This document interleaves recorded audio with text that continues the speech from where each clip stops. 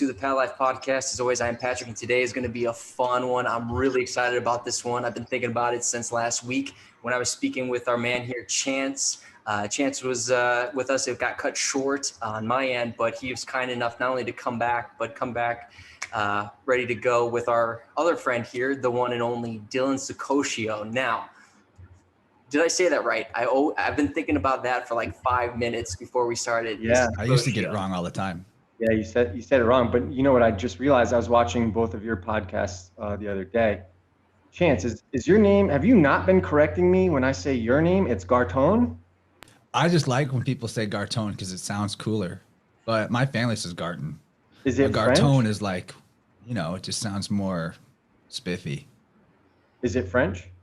No, it's Welsh. Okay. I don't even know. My ancestors with that name came in with William the Conqueror. Well, interestingly enough, garitus is the chattering in Latin. So gar is related to speaking, and the B, the G became interchangeable with the B, and so that's where you get bar, and that's the root of bard. And then you got ton, which is toan, which is on, the essence, he who is. As Plato wrote, tell me of the God On, who was, is, and will be. So you got the chattering of On in your word, in your name. I like it. I have a chart that I've been Don't mind me, that's just the wine talking. It's okay. Good. It's we're language of the bards. We're about that. I actually have a cool chart that shows it's like a cipher of all the letters that are interchangeable for each other as language has changed throughout time. Pretty handy. Very cool. Dude, this is why I'm excited, man, because as I was saying before you came on, Dylan, being that I am newer to the things that we were talking about, intertwining all this stuff, I like that you guys will be able to take things maybe a little bit further into the conversation, just extrapolate off one another to really make this fun and exciting. I mean, I will say through reading your books, which we will get into, I now know how to tell someone to fuck off in like 15 languages, which I'm really stoked about. Oh, I was gonna say it's like the old days when you had like the Pokemon cards. I'm like, which one? Oh yeah, dude. Which one you feeling, dude? So what do you think of the third one? You like how it's nice and big and got all the pictures and shit in it? So, well, we can get in. Let's dive in. I love that there's the pictures, man, because a lot of the times for someone like myself, there's so much information that's intertwined. Having the visuals to see the statues and the things that are already out there for everyone else, who even the ones who aren't deep diving into what we're doing, but are on vacation, going to these monuments, going to these landmark spots to see these things, to have the visual makes it so much more easier to digest, at least from my opinion, because it is heavy material. There's no question about it, but it's exciting when you have that mindset of going into it like, okay, this shit's intertwined. There's something here. Let me go in with that mindset. Because as you said in the book, and I can maybe let you guys dive more into it, if you're not in that mindset going in, it's going to come off in a way that might seem like, what the fuck is this? Or like, oh, okay, and I can imagine you have people chime in and, chirping like that. But anything you guys want to start to add while we dive in? But I love the third one, man. I love the pictures. Well, the reason I did that is because, for my own sake, when you learn about this stuff, we're lucky. People don't realize, we were lucky. We're not so, it's Google and stuff, all that stuff is so rigged now that you can't really find what you're looking for like you used to be able to. But there was a time where you could find a lot of this stuff. You might have to dig a little bit or go like kind of like a roundabout way of finding it, but eventually you might come across some tourist's picture of the monument or the work that you're trying to discover and verify it for yourself.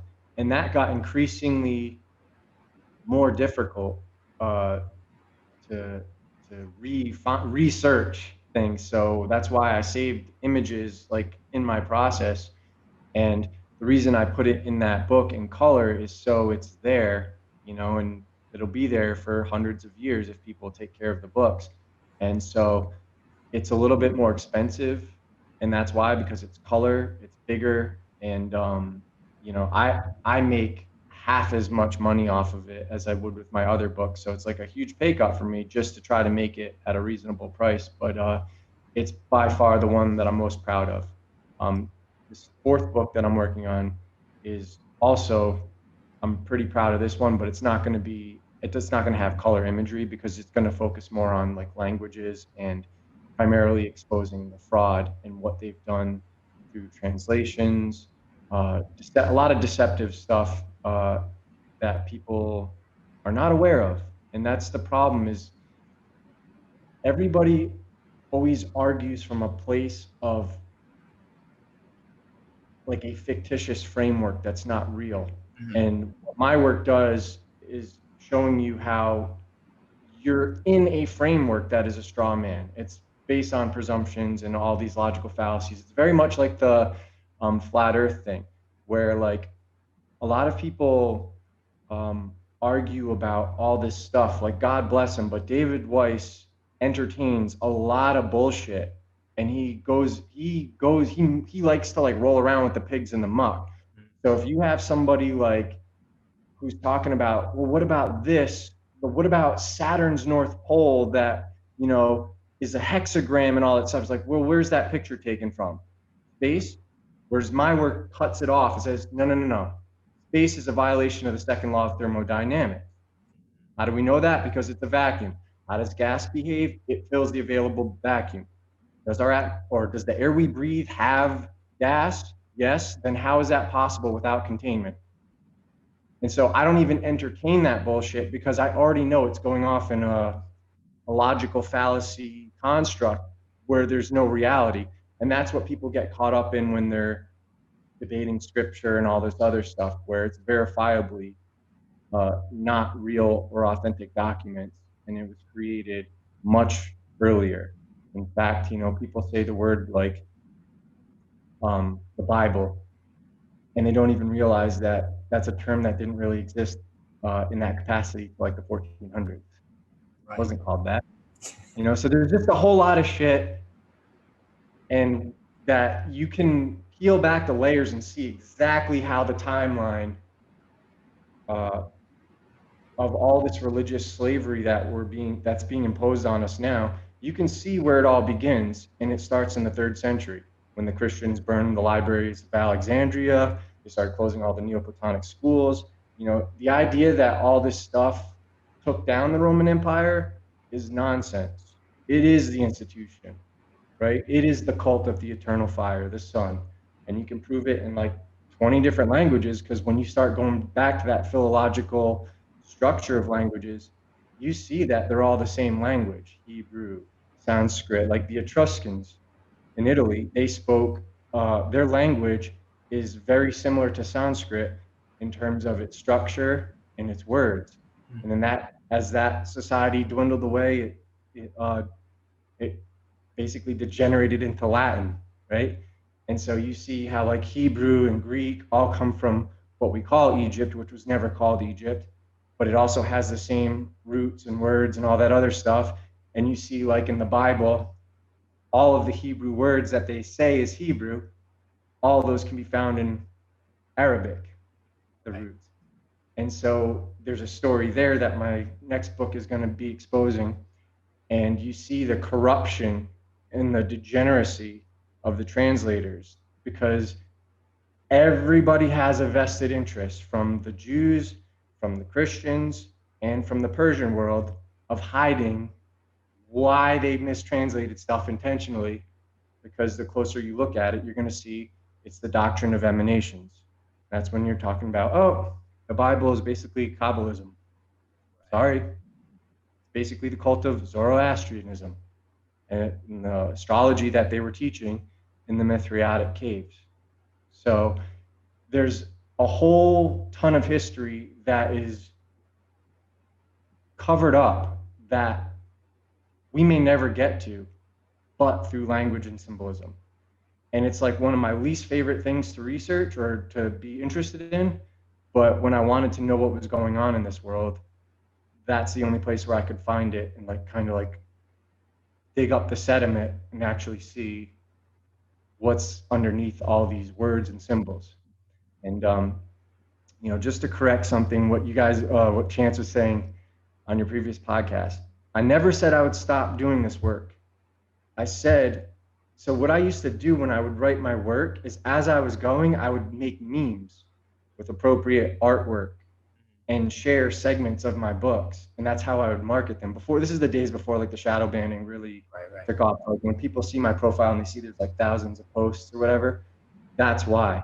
And the one that I have that you guys are subscribed to on Instagram, that's actually my backup. I used to have another one that was just private and in the waste bin, but I used to share my work going along.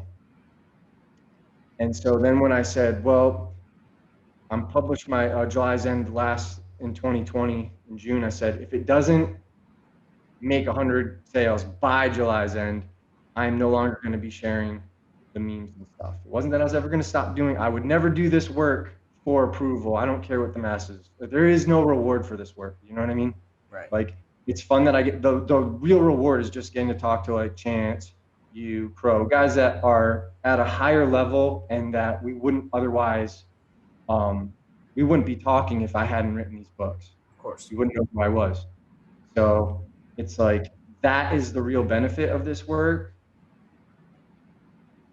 But that's not, I would never, nothing motivates me to do it other than trying to save my own fucking country and cultures all over the world, because what should be happening is people should be becoming aware of what's going on, what the lie is, how similar it is in every region.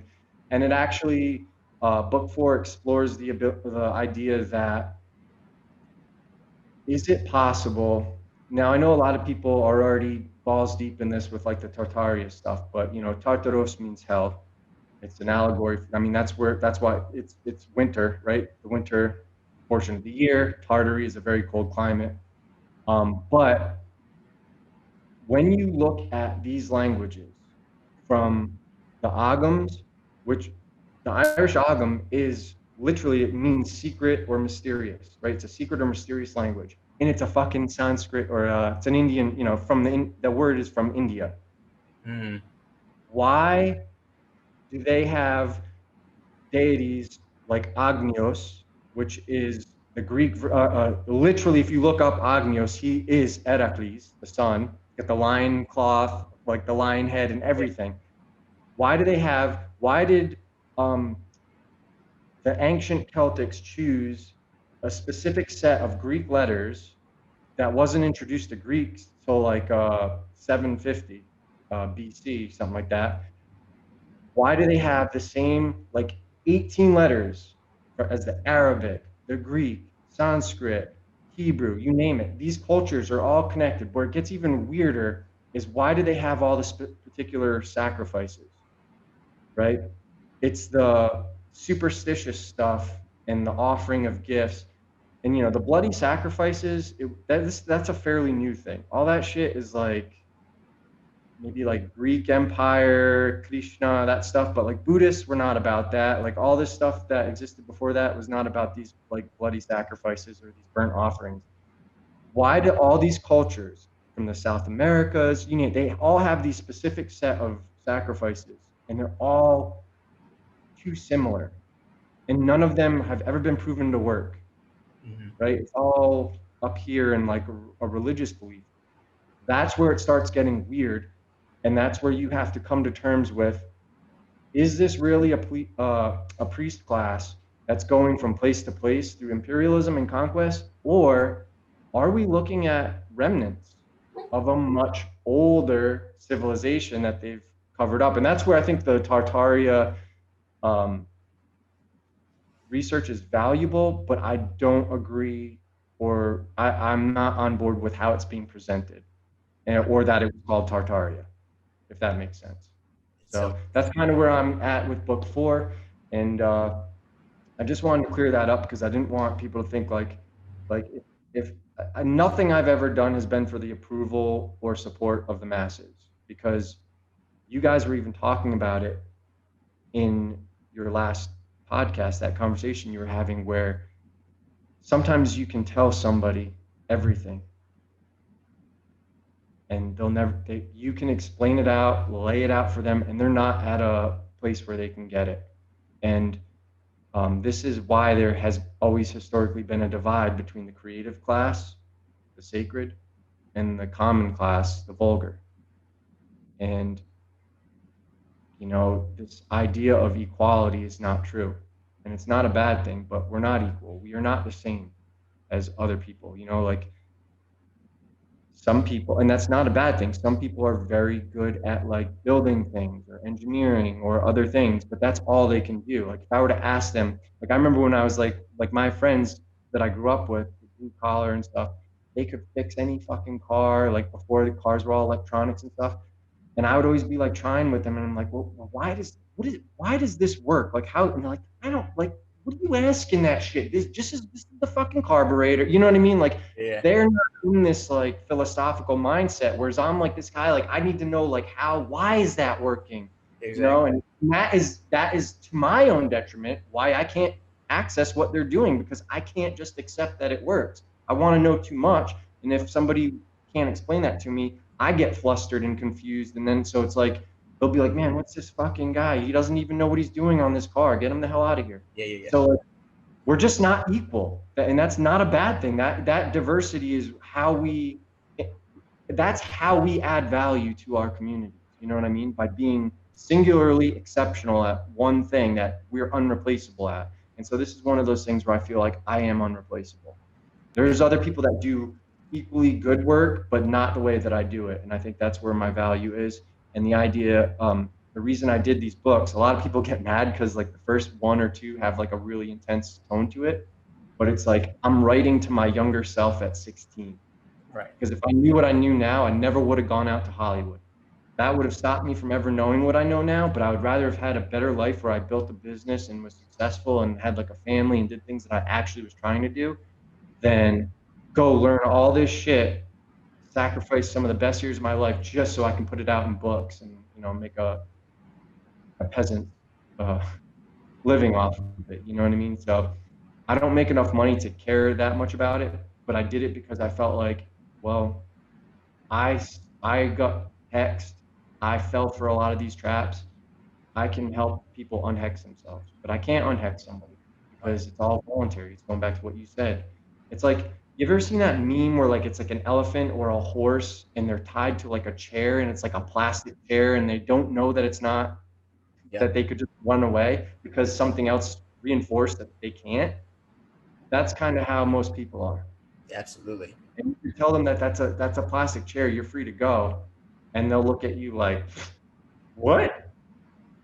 Hold on, I got to get my 8th booster. Give me another mass. I need 5 mass. 4 mass isn't good enough. You know what I mean? It's like they're fucking gone, and you can't help them. You just got to let them go. That's the hardest thing because sometimes those people are people that we love.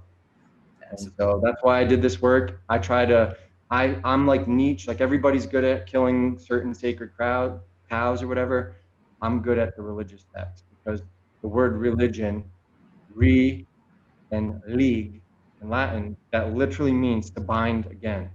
Religare, to bind fast, to thwart from forward progress. There's nothing about that word that has anything to do with truth or freedom. And if people knew what was in these words before they got involved with them, they wouldn't get involved with them. They would keep their spiritual practice between them and God, right? No middleman brokers, no pateres, no fathers of the Christian church, no priests of Apollo, no Brahmins, none of that shit. No druid. Druid means priest. Magi means priest, right? No priest. It's not magicians, it's magi. That was what priests were back. That's what priests meant in Persia. It's only been a recent thing where they have kind of butchered that word and tried to make it sound like they're magician. Right. Anyways, I've guarded the mic enough. Now you guys, it's time for this conversation to flow. But that's my intro. Thank you, Stuart. I love every bit of it. And it is, I wanted to take the time to give you that chance to really dive in. But I want Chance to follow up. There's so many ways we could take that conversation. But Chance, what's something that you want to tackle now, or kind of go off of that, or where's your headspace? I got a few things. I fucking love But it. first, on a technical side, I think because you and Dylan are both no headphones, and you, Pat, Oh, is there? there's a bit of ground floor noise with Hold on one you. second. So that's basically causing Dylan's mic to a little bit cut in and out because it's trying to auto correct for all that. So if both of you did Hang on a headphones, second. ultimate sound quality. I can't turn off producer mode. I No, just dude. know this is such a lit Well, I would have conversation. rather you, said that before I just went on this whole speech because now it's probably It's not here. garbled. It's all good. It's just gonna be better from here. So that was a great warm up, and it's just gonna get better. I didn't want to Well, stop the flow. You were crushing it with your Better on my end? tipsy talk. Is it I'm better? not tipsy yet. This is like my first drop of alcohol, and it's only like a little bit less than half a bottle, so I'll be good. Yeah, Trust it's me. already I've it's been drinking already wine since improved. I was a kid. I'm Awesome. Italian. Dude. Well, Yeah, I sorry was about that on joking. my end, guys. You insulted my cacao, so I had to say something about what you're drinking. Although I This is had hey, I'm drinking the Jesus juice, bro. Stop hating. so let me just this is straight heroin. So Oh, I know what's happening. Hold on. I got to plug my headphones into my computer. yeah, I'm sure is it that better on my end though? yeah, I think so. The ground floor noise is better. So How about now? oh, it's amazing now. Okay. Damn it. 100%. It's fine, Dylan. I know perfectionist, but Dude. like No, I everyone just wish you had said, "Hey, shut the fuck up and start over. Don't let me go." Like, man, I'm ashamed of you right now, Chance. I that's want the just my public. way. I want the public to know I'm ashamed. All right, let me just break into the notes that I took mentally while Dylan was flowing. First of all, like to go way back to the beginning when you were talking about Google not being the same as what it used to be. Of course, it's funny that we even equate the term searching for something with Google. Unfortunate, I should say. Yeah. But one thing I noticed, and I know Dylan will get this, that a lot of because writers, and I don't even say this is maliciously done, but because so many writers in Hollywood, in the video game industry, they just cannibalize old names for things and character names and concepts and then reweave those things into their story. It's kind of lazy, honestly. It also might be because they want to be symbolic to something that they're referring to. But the point is, now when you search something, you get at the top of the search results because all anyone, all anyone wants to do is play games and watch movies. You get that at the first 10, 15, 25 positions of the search results, all the different games that might use the name Thor in it or something stupid. Right. So that's a huge And issue. And hold why on, I let me bring it chime up, in. yeah. Let me chime in real quick because a thing that really happened in my generation, because my generation was like the first ones to go over like we were all like 18 when 9/11 happened, and there was this guy named there was this thing where they all came back in like 2005, that first wave called the Winter Soldiers series. And one of them you've seen, he was just yelling at George Bush the other day, demanding an apology like a couple months ago. His name's Mike Preisner. These guys had, there's all these accounts. That's how like Adam Kokesh or whatever, I don't know anything about that guy, but that's like one of the things that he was involved in as a young like Marine or whatever returning. Then they dropped that Captain America bullshit. Remember that Captain America Winter Soldier? So when you try to find the Winter Soldiers anymore in the search engine, you can't, because all that comes up like is Captain America nonsense, and that's exactly what you're talking about. You want to know something funny too? Is like I wasn't sure when we were going to get to it, and I want to save it for a little later because there's other things I want to talk about from in reference to where you started. But the movie Winter Soldier, if you look at the main like theatrical release poster, it looks like this. It is actually the Wheel of Fortune card. I'm Really? not even joking. You can go Yeah. look it up sometime, and that's exactly what they were copying when they made that poster. And there's a reason for that, but because they have to cannibalize the old systems and everything they do. And there's 22 movies of the Marvel Yeah. films leading up to Avengers Endgame, and they I each must say this, and I'm not making excuses because you are sure 100% right. I have made the mistake with like fiction when so eventually I used my own skill set and stuff to create names for my characters in my fiction series. But there was a time where I didn't, and I would like look up mythological archetypes. And I'm guilty of that myself. So I also think it's something that inexperienced writers do as well. So there is that. I There agree, is but we're talking that. about the big D. You know what I'm saying? Like there's plenty of Talking about. Oh, sorry. I thought you were talking about me for a second. My bad.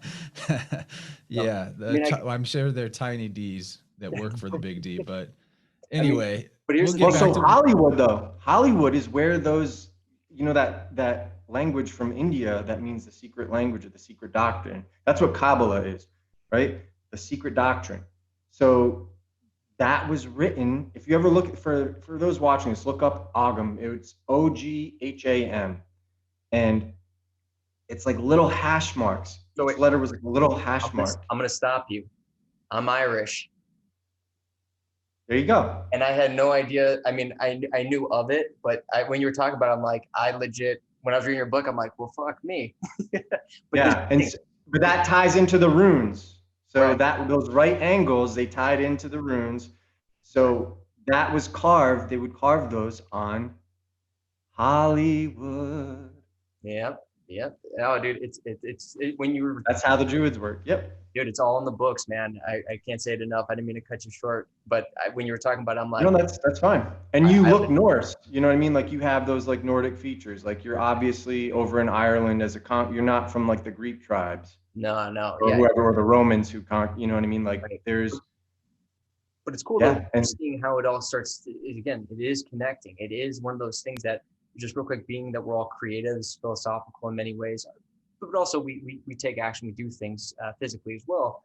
It was one of those things as the creative side of going, how do we connect the pieces here, right? That's just how my mind works. It's as a writer as well in film and television, is how do we bring this thing full circle? That's just how I think a good story is always coming full circle. Everything has to connect, a good story. And what you're seeing with your books and what we're talking about and what we'll continue to talk about is how it's just that all these religions, all these ancient cultures and all this crazy nonsense is all connected. It's just knowing with your brilliant work, man, is going, okay, well, how? And that's what a good storyteller is going to do is they're going to show you how they connect the pieces. So when you're watching a film, and you guys know this, you're going, oh shit, I didn't know how the fuck did that happen? And it's like, go watch it again.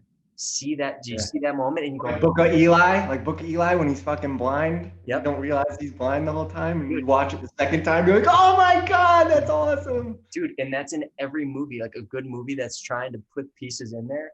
And how do I know this? And I think we might have talked about this or someone else, is how many of those clips on YouTube's where it's like 10-minute clips where it's like Easter eggs you missed. People fucking get off on that because they like to know, what did I not see? What was, this is why I believe that people are addicted to deception.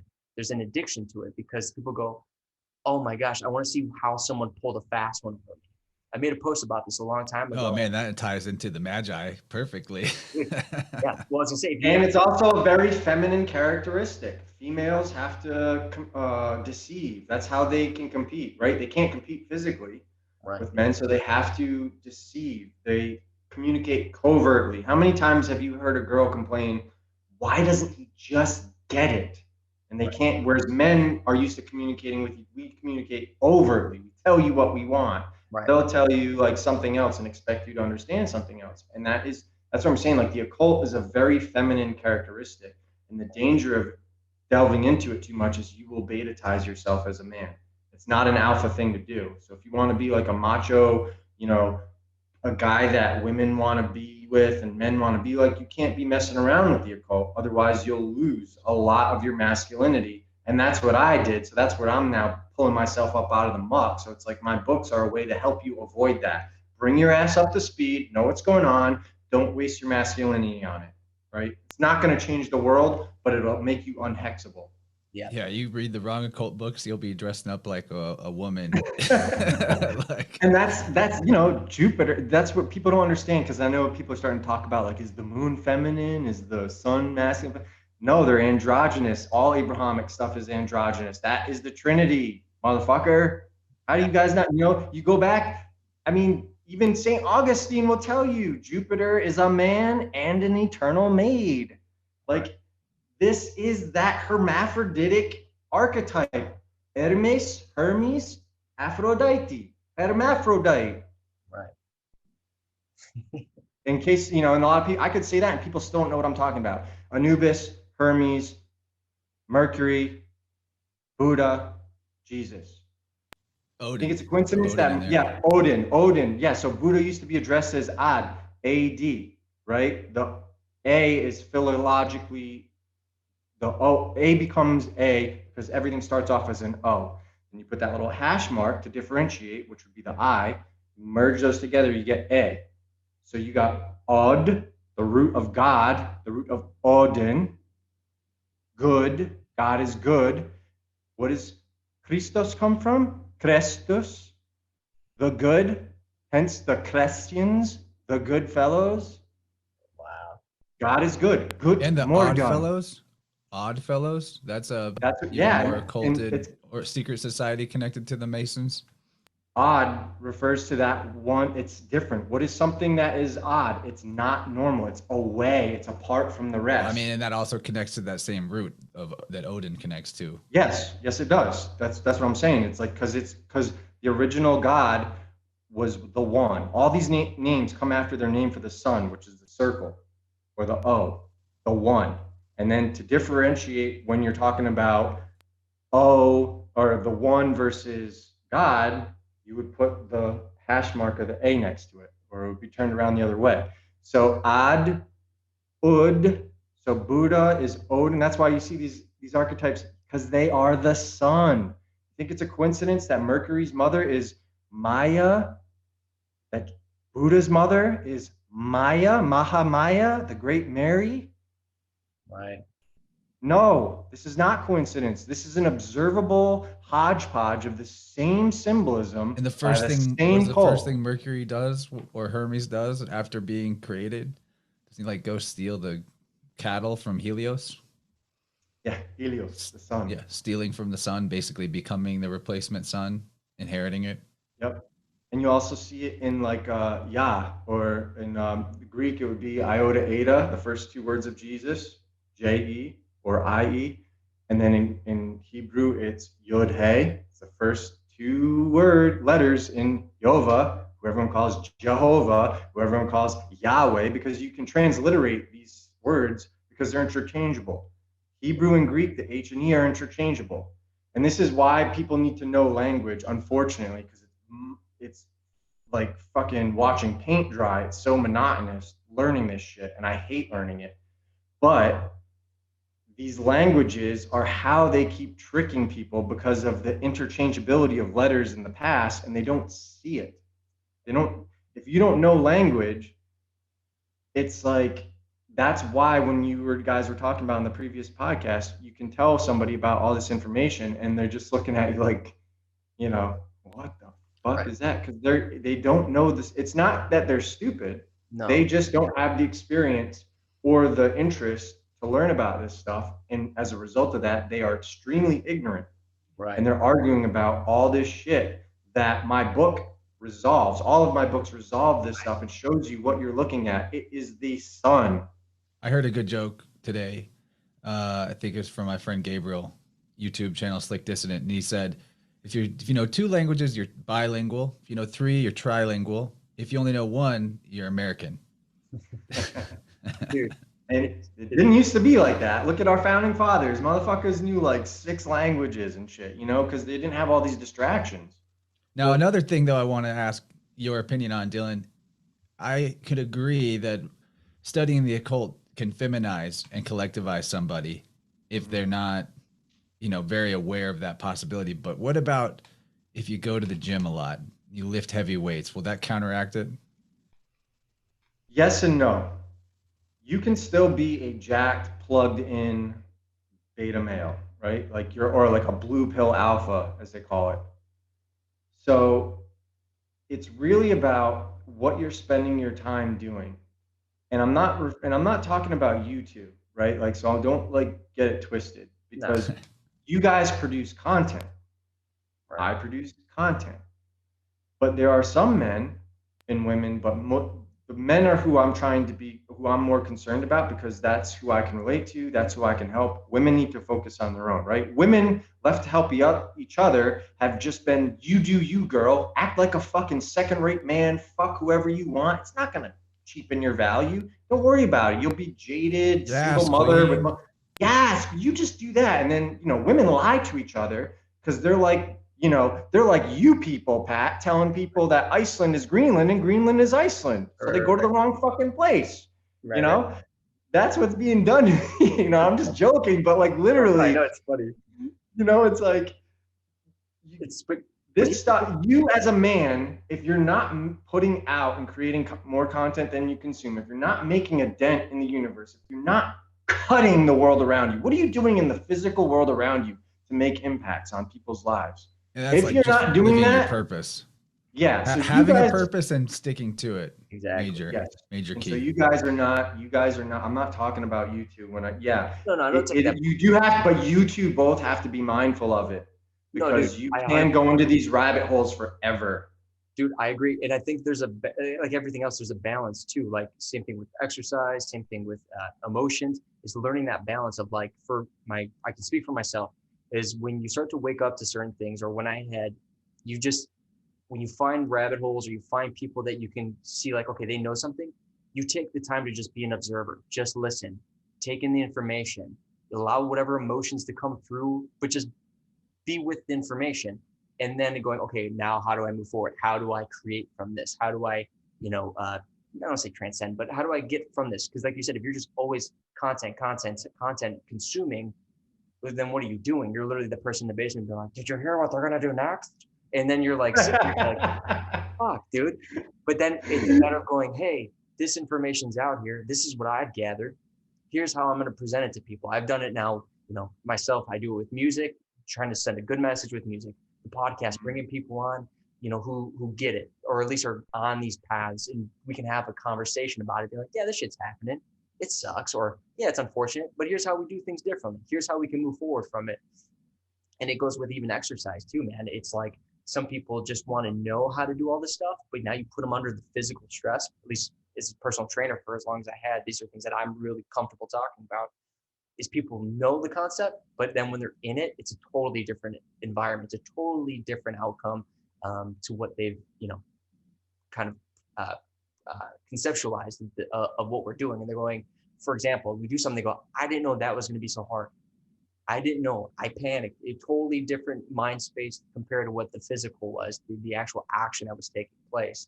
So, as you said, it's learning how to not get caught up. And I'm totally with you, man, because I can speak for myself again. And I know for a fact there's moments early on where I was like, I need to stop, man. I'm going gamma in these moments here. And it's being able to admit it and go, I need to take a break, pull back, but it's part of the journey. But I just want to add one more thing to it is, I think through this, as we were saying, people can't see things. It's not that they're stupid. I for the longest time was thought people don't want to hear truths because they're afraid of the truth being more basically scary than the narratives that are being pushed. And there is some truth to that, but maybe you guys can add it onto this. I also think even more so, being that so much stuff is occulted and hidden, people are more afraid of someone telling them like, you have more potential in you than you ever realized. And that's a big shoes to fill. And I think from my point of view, and is training wise, is, and again, it's all intertwined here, is going, I've seen so many people stop themselves short because they were afraid that they were going to push themselves to a point that was an unknown. Or in movies, we watch these movies of all these superheroes, all these these mythology. Don't watch those movies. Yeah, I'm done with them. Yeah. I don't care how much there is like to decode how fun that's like an alpha thing right there. I'm over Marvel. I have a bunch of comic books in my closet. I'm just saying, I'm done with that shit. Right. I'll listen to people talk about their decodes about it, and like I appreciate that it can be a teaching tool for esoteric thought, like the astrology and tarot can be decoded from it and all that, because kind of everything is everything, and it's the same story told over and over again. But I'm just not watching the movies anymore. I'm done. Right. But I'm just saying, from the people who aren't in the same headspace as like either of you guys, it's they're going, man, I love this Thor character because I want to be him. How do we know? They wear the fucking t-shirts and they dress up as these characters as adults. right? And so the point I'm getting at is they see themselves wanting to step into this, oh, that's just a character. It's like, yeah, but these are based off of some of those principles that are within all of us of strength, power, resiliency, gratitude, love, all of the emotions that we feel. And I think that's scarier for people. And I They're can, afraid of the montage, gonna need a montage. yeah, You know what I'm talking about? right, To totally. get stronger, like go to the gym, the gym montage. The what's it, Top Gun, where they're playing volleyball on the beach. Oh, Yeah. that super homoerotic fucking yeah. Oh God. Yeah, right. That But was a big actually that's one of the things where I started I stopped watching movies. I mean I've worked with Tom Cruise. He's a wicked nice guy. Like I kicked sand in his face in the middle of a scene and he could have fired. He was one of the producers. He could have fired me. He had like a really great attitude. He's like, at least you didn't step on my head. Super great guy to work with. who? Tom Cruise. Oh, okay. But man, I've heard some shit about him, and some of the shit that I heard about him, I'll tell you what, between him, like these Will Smiths types, these fucking John Travoltas. Hey John, if you're watching, I know you're not, but you like girls? No? Yeah, yeah. Oh, yes, yes, no, no, yes. Motherfuckers like asking, I shouldn't say anything. I Let me got read some stories on definitions all of the these word nice people. real quick. Say, Nice means delicate. It means soft, tender, dainty, sweet. These are words like you don't want to be a nice guy. I'm just saying there's nothing really good about it. Other definitions, I'm looking at the 1828 dictionary right now. Weak, foolish, effeminate, trivial, unimportant. These are the words that easily Ooh. injured. These are words that nice means. right, dude. All I'm saying is Hollywood's run by the gay mob, and I'm not saying anything about any of the gentlemen I just mentioned, but Dude. Here's the thing, man. you can see it. You don't need me to say it. You can see it. Right, And when I learned that, like all these guys, ended up growing up like watching their movies and stuff, and you find out they're just like raging, yeah, sexually inverse people. Some of them are predators. I'm not saying any of those other guys are predators, but in my opinion, some of the dude. shit that's happened to my friends around some of these Yeah, motherfuckers in private is very predatorial and dude. disgusting. And Yeah. like a bunch of gay Harvey Weinsteins, if you get what I'm saying. And here's You the thing, know? it's not bashing certain people like who are just like, That goes yeah, without saying. We're talking about predatory right. No, bullshit. Yeah, I'm absolutely. not talking about just being homosexual because I had so like my that's the thing is like for me like I grew up in the theater world like in high school and college. A lot of my friends are gay. That's Right, like that's how I got in with the Hollywood crowds because like I was hanging out with mostly gay friends. right, And I was just always of the mindset, like, I don't care what your sexuality is. If you don't right, do that shit with me, I'm not going to be sitting here doing that, like, my straight stuff with you. Who gives a right, shit? Are we friends or are we not friends? I right, don't care what you do behind closed doors. right, right. But that being said, me being a champion for their rights, and then come to find out, they're like not champions for our rights. They want to actually like enslave us. They want to take away all the masculine shit. And once you start realizing that agenda, you're like, what the fuck? I thought we were friends. Oh no, we're not friends. You're just fucking parasites who use people to forward your own self-centered interests. And you actually don't like freedom. You like your freedom Right. and slavery for everybody else. And that's my problem is like I started seeing this shit. So I started finding out about all this creepy shit. And then I haven't watched movies seriously since like 2008 because I was just like, man, it's all just a bunch of fucking gay dudes pretending they're straight. America's buying it up, and all the, look at all the women. Like the women take their advice from like, hollowed out, disgusting other feminist women who got nothing going for them in the sexual marketplace, and they have no value in that, and they're taking their advice from gay men. Right. Yeah, and the And then masculine characters are just treated like buffoons, like that. yeah, Yeah, fucking sick of it. If I'm gonna be honest, I'm fucking sick of it. I'm fucking sick of the destruction of masculinity and this fucking feminine garbage. These guys who are raised by only single mothers to come Right. up and behave like defective women as men, and then they're sitting here. It's like creating this chaos storm of fucking communism and socialism, because in a perfect world, a woman is going to want to take care of everybody. And so that's where that egalitarianism comes from, egalitarianism. Come all this like equality, everybody's equal, Right. benefits for everybody, like just stuff that's not sustainable in any type of logical sense. Where are you going to get this? By going in debt. Well, you look at consumer debt, mostly women. You look at fucking college debt, mostly women. Like obscene like ratios. Right. And what we have is a feminization of our culture. They are literally clipping our balls off. And it's not just spiritually and mentally. You look at testosterone levels, studies have come out this past year showing that men in their late 60s, like 68 years old, had more testosterone in 2001 than young men in their early 20s do have today. You don't think that's a fucking problem? That's the problem. I look at my grandpa as the example. My grandfather's hands make me look like a child.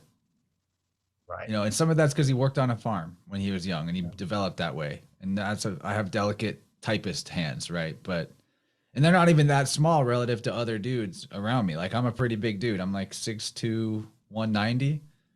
Not small, really, by today's standards. But when I'm next to my grandfather, his biceps are like the size of my fucking head. Dude, it's ridiculous. That arm strength, man. And that's the thing too about kind of bringing to even the gym. Like, what's interesting is you see even guys. He never stepped in a gym, I bet, his whole life. Probably. I'll just say he probably never did that ever. You know, you didn't need to, man. And that's what's so funny is in the fitness world is being that there are more feminine men. It's like you see when people get like calluses on their hands or tear their arms from doing deadlifts or whatever the case was. It was all anyone can fucking talk about. And that was the one thing that blew my mind. I'm like, why are we talking about your cuts and your kick? Because people, it was like their way to be like, I'm tough. I got blood. And it's like, dude, it's a callus, man. You tore a callus. It's unfortunate, but like you'd see people be like, fuck. I'm like, what happened? Oh, dude, like you're not gonna believe it. Like, look at this callus. And you're like sitting there like, way to set it up, man. Like I totally like, cool. What's the point in telling? Because it's like this desire to bring back a masculinity, but it's like again driven by, as you said, a very feministic state nature of everybody. And that's the one thing that I think is important to what we're talking about is going, hey man, all this shit isn't about bashing people to be negative. It's going, no, there's a serious problem here. Truthfully, as you said, testosterone going down dramatically since 2000s comparatively to 68-year-olds to 20-year-olds. I'm the poster boy for it. If anybody's watching this like in the future and gets offended, I'm the poster boy for it. So I'm literally half the shit that I'm like yelling at and ranting about. It's me ranting about myself. So don't take any of this personally, because I know what it's like to go through this. I grew up extremely alpha, and I had the Napoleon complex because I grew up playing ice hockey with kids who were like 3 years older than me. They beat the shit out of me. And so I was tough. So when I played against kids my own age, I fucking dominated them. But then I was going into high school, I was only 5 feet tall. So I have that like aggressive Napoleon complex. And then my junior year, I grew like 8 inches in one fucking year. It was super painful, but now I was like bigger than everybody that used to pick on me, and I could whoop everybody's ass now. So it's like, I am talking about myself. I've gone through this, and so like when we talk about this shit, we're trying to help you not go through what we've gone through. Because now I'm 38, and I'm lucky that I have good genes and I took care of myself and I look good.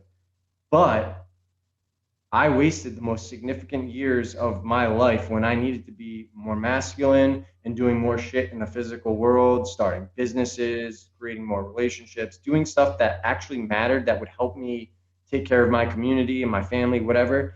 Instead, I wasted it pursuing my quote unquote dreams, not realizing that things that I were pursuing are like not open to the public unless you're, willing to suck somebody's dick or let, them suck yours. I've had Academy Award winners joke about roofing my drink at dinner. Right. And I'm saying, oh, no, I'm good. I don't want to wake up with a sore ass. And they're like, oh, no, I don't want to fuck you. I just want to suck your cock.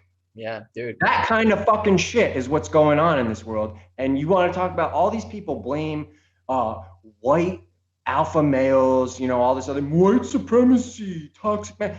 Motherfucker, I've been in the halls of power. It's nothing but nasty, fucking trashy, used up, unfuckable feminist women and homosexual men and very beta-tized men. You think Bill Gates is an alpha male walking around with those fucking bitch tit Billy and his fucking wife, Kevin Klein? No, that's not fucking masculinity, you guys. You think Fauci, who looks like he can't even grow a beard, is fucking masculine? You think Trump? Right. You're fired. You think that's masculine? That ain't fucking masculinity. And I'm not knocking Trump. I'm just saying these people are like, they're things that people can focus on their energy. They're like puppets, and everybody's like mad at the marionettes, whatever they're called, instead of looking at who's fucking conducting them, and who made them, and who they work for. And that's why I don't focus on individual people. I focus on the systems, because you can't blame one person for any of this shit. It's a system, and we're all guilty. So the most empowering thing is to say, I have participated. I contributed this. Right. So I'm not going to throw rocks at other people's windows. They're fucked up, but I'm also just as fucked up because I also bought into this bullshit. Absolutely. What can I do to expose the system? So give whoever still has a conscience intact some chance to recognize what's going on so that they can stop participating. Because the game doesn't stop until people say this game is fucking rigged and it's lost all of its credibility. Yep. We need to just go create something else.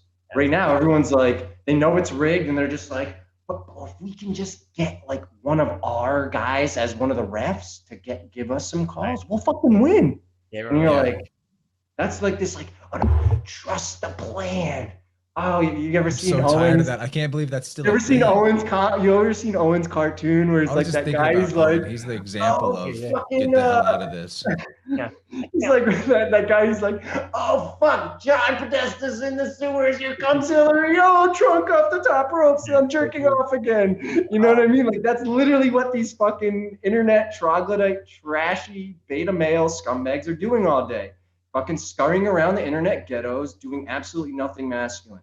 And so if you're one of those guys, don't get mad at me. I'm trying to fucking help you. Right. Yeah. Recognize that I actually am trying to help you. Bros before hoes. Here's my hand. Grab it. I'm going to pull you up out of that fucking muck and let's get you going. Because I've been in that situation. I fucking fell in the muck. I lost what I was. Became totally beta-tized to a point where I was believing in all these delusional things that weren't real. And now I had to pick myself back up, and I'm still doing it, and I'm still down at the bottom, but I'm on the trajectory of upwards. So I know the hardest part about getting on that path is turning it around and how you make that decision. Or decision. But there are many decisions that need to be made. And one of the best ones that anybody can do is to just get in the gym and get lifting heavy weights. And the hardest part to do when you're thinking of that is, what do I do? And so having a program helps you, 5 days of workouts, whether that's power upper, power lower, back, biceps, chest, triceps, and then, I don't know, some other, I can't remember what the other one I do is, but like 5 different days of workouts, and you can start seeing results. You just got to change your diet, and get busy, because once you start looking good, you beat out over 20%, over 80% of the population. You're in the top 20% just by not being ugly. Most people are fucking overweight and obese, like unhealthy overweight. Absolutely. If you can just not be fat and disgusting, you will have a competitive advantage, whether that's getting jobs. And people can get mad at this, but it's like, we are shallow. We are attracted to attractive things. It's just it's electricity too, man. Like if you've got all this extra padding and armoring, and also your energy is completely out of whack. Like, I mean, you brought up these jerking off to like the news drop of like the Q drops or whatever. Oh, look at the symbols, the fucking symbols. God. Oh my God, by their symbols you will know them. These people symbols are out there like talking about human trafficking and how like the white hats are busting the human trafficking rings while they're probably watching porn on the internet that's free because it was with people that were literally trafficked. Right. So quit porn Oh. immediately. Yep. Quit wasting your sexual energy. Retain your masculinity through that. That's going to be a huge, you'd have no idea what that'll do for you until you try it. But if that seems hard, then you need to look at the boundaries that you've got between you and the toxic feminine energy in your life. And so I want to just like make a caveat. Feminine energy isn't toxic in and of itself. Just like masculine energy can be. Amazing. Yeah, exactly. It's the earth. It's receptivity. It's bountiful and plentiful. But you got to have the masculine energy to get out there and make something of that earth, to do something with that earth. And so There's nothing better than a good woman who makes you wake up every day and you're like, damn, I want to be a better man because I love this woman so much. It's so fucking awesome. Like that. We're not talking about fucking authentic femininity. Femininity. If you're always like focused on the trashy, toxic version of that, especially through the screens, especially through pornography, you will draw to yourself the exact match of what it is that you're constantly focused on. I know that sounds like law of attraction, but what it is that you literally will be putting off a beta pheromone. Like it just is what it is. You need to do something about it. And anyway, like Dylan said, this is all like personal experience shit. I know. So I want to maybe, you guys cool with like maybe pivoting? I feel like we've hit a good point on this. Oh, dude, pivoting back into some. I was going to ask you if you wanted to maybe take it on a path wherever you see fit, man. Well, there's a lot of I want to ask Dylan some questions. Can I do that? Dude, I know it's honestly, not my show.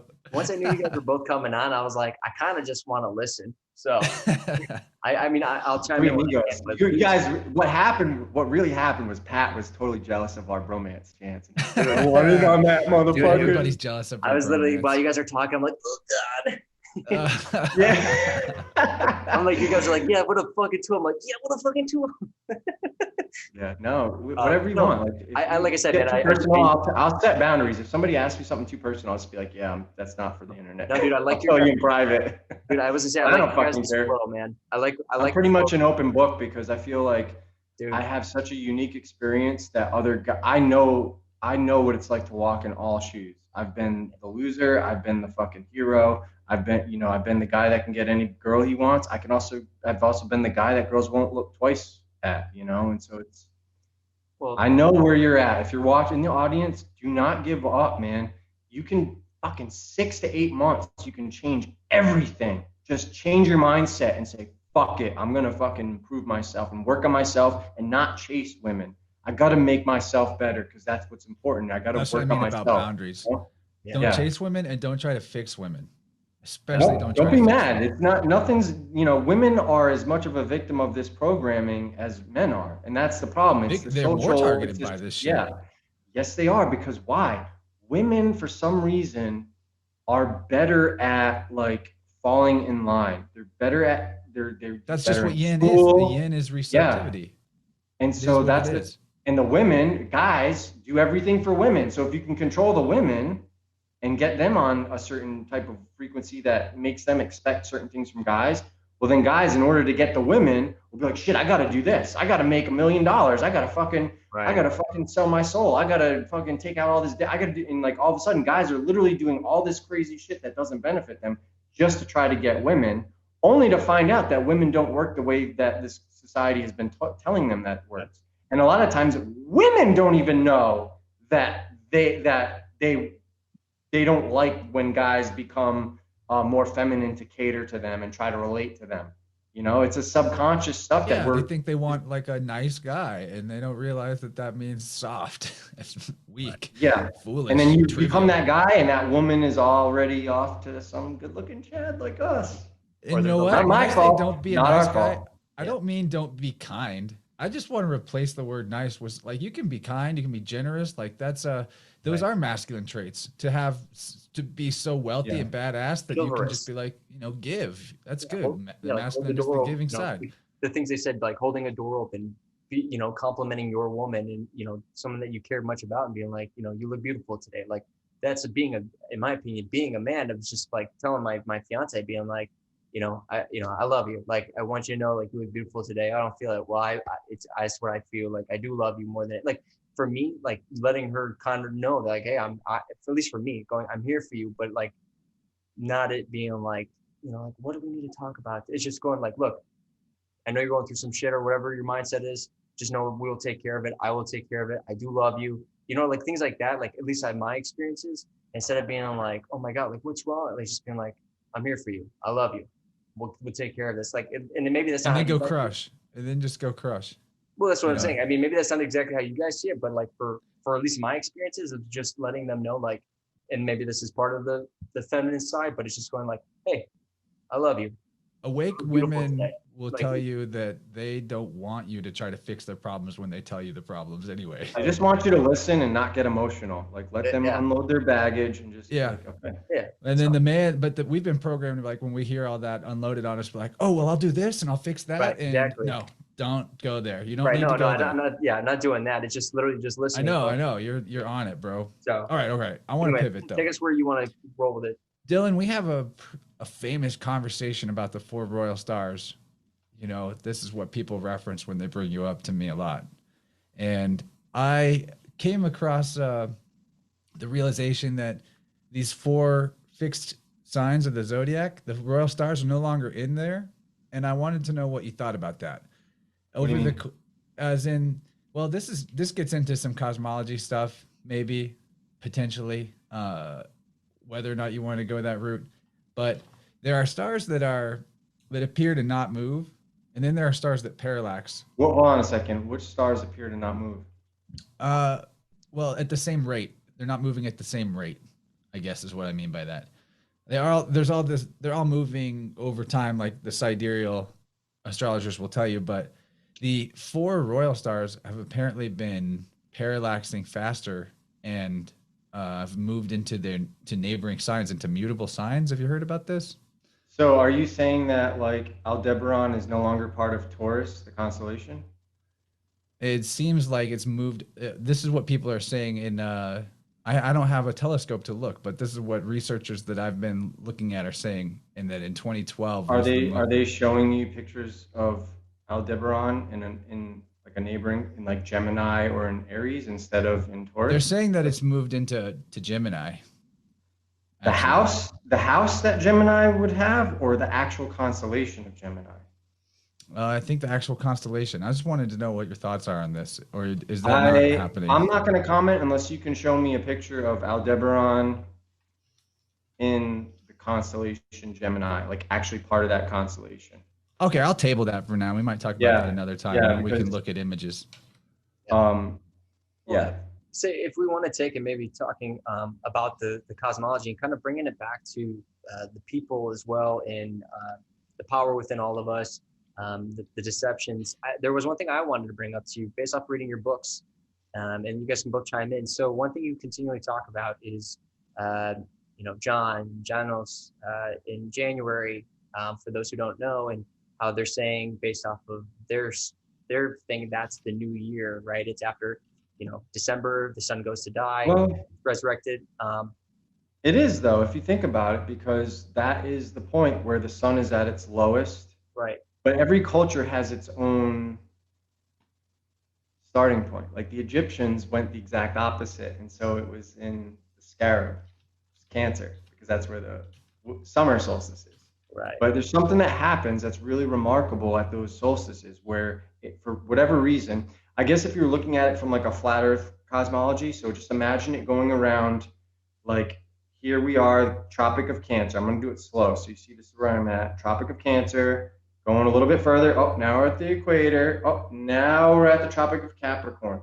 When it's at that apex, if you will, the solstice, it stays there for 3 days before it starts to come back, moving every day back towards the Tropic of Cancer. Right. And so those are good starting points because of that. But ultimately, that's just what civilization decides is like the start of the years, whereas the calendar of Romulus started it at the vernal equinox. Okay. Because that's when actually things started to come to life. That would be considered like March 25th, if you will. That's the resurrection. The sun is now coming out of the dead, winter. Now it has passed over, paschalis, Latin, Passover. It's passed over, just like the word Hebrew means, passed those who have passed over the degrees of initiation of the Hebrew degrees in these mystery schools, that's the symbolism. So it doesn't matter where you start the year. They just choose those Right. points based on what happens.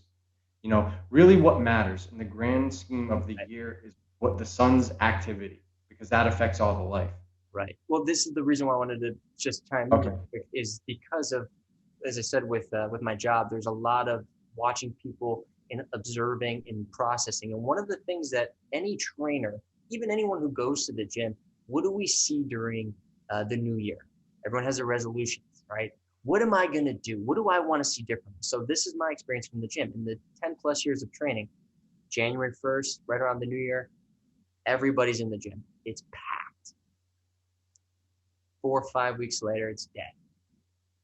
A lot of these people are gone. And we know this. Trainers will be like, oh man, no one, it's like, oh, everyone will get a rush and then it'll be gone in a couple of weeks. And that it, like clockwork, would happen. And then what happened? Just like you said, March 25th, end of March, right around spring break, Easter, we would see a huge influx again. And for me, people are like, oh, that's just how it is. And I go, but that makes no sense, because so many people who are not connected aren't showing up. So what the fuck is it?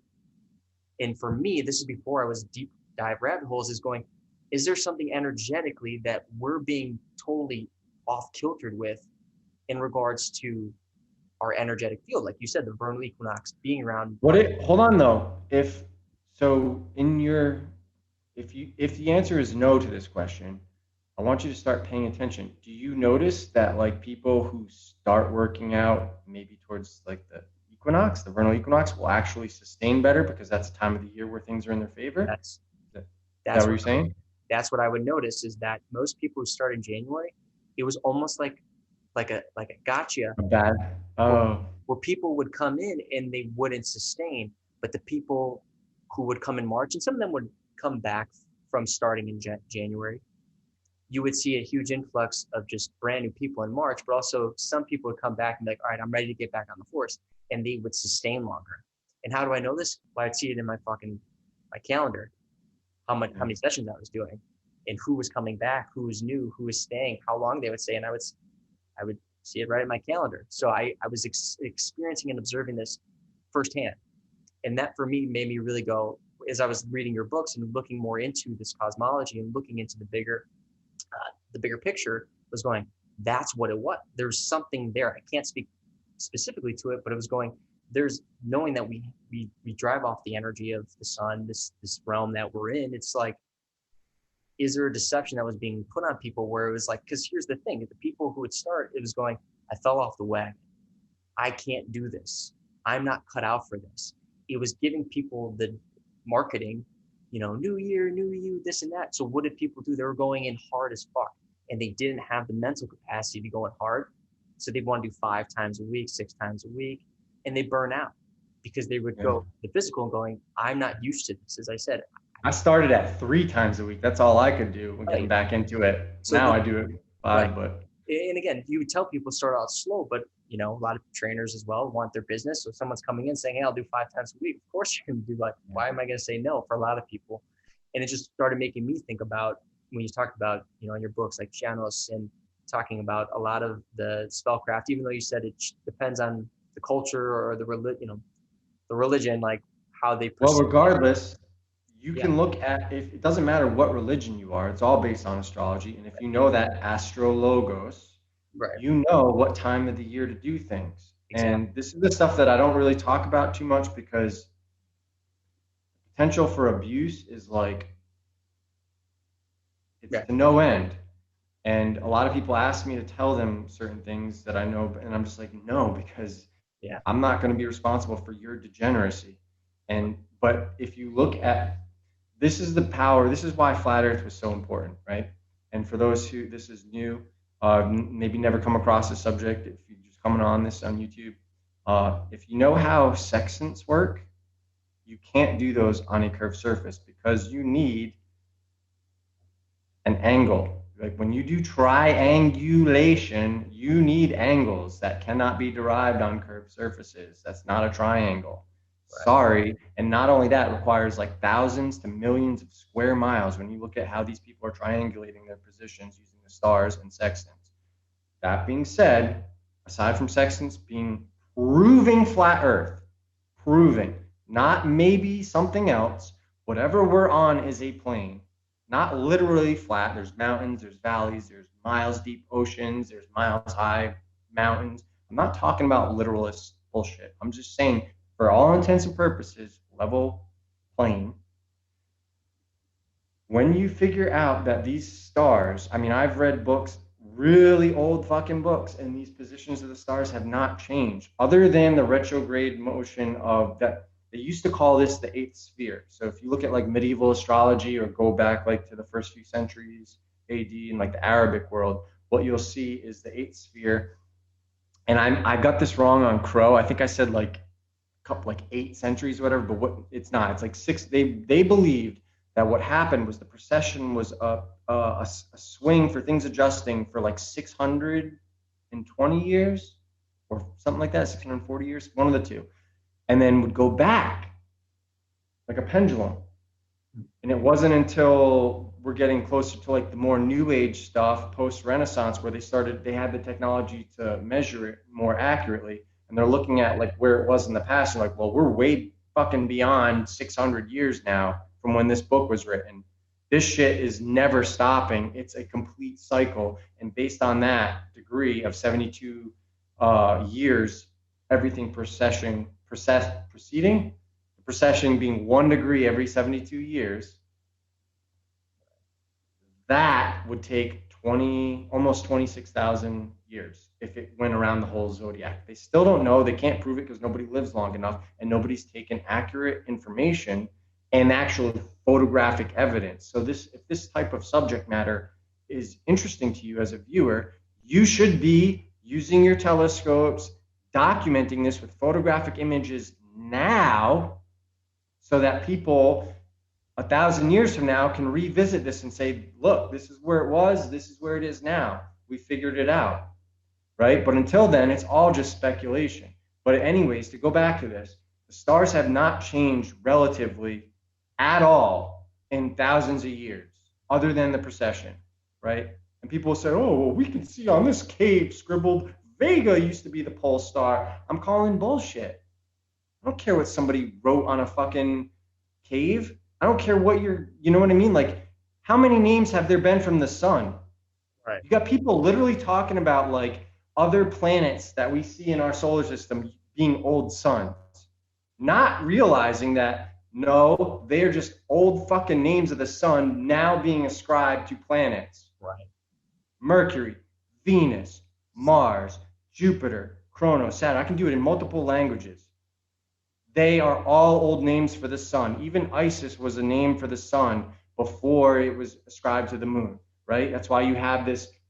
When you look at like the zodiac, Crow said it best. He said, for lack of better words, he said, if you just look at the sun as a different actor playing different roles in different parts of the year, in the springtime, it's going to be a feminine deity like Isis, like Venus, vernal, venery, that's the hunt.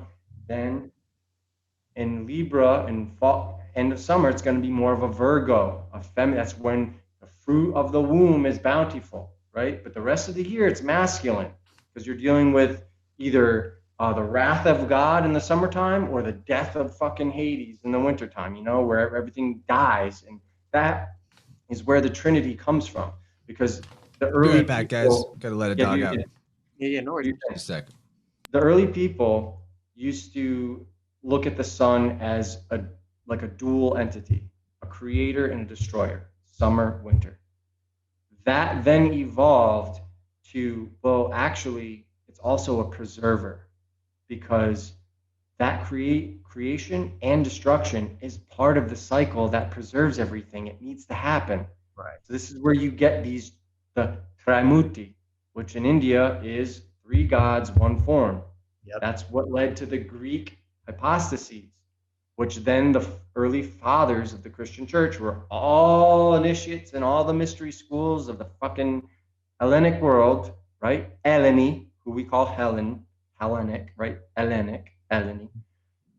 they were all mystery students of those mystery schools, and then they created Christianity. And and what's been done with Christianity is so disingenuous by the church.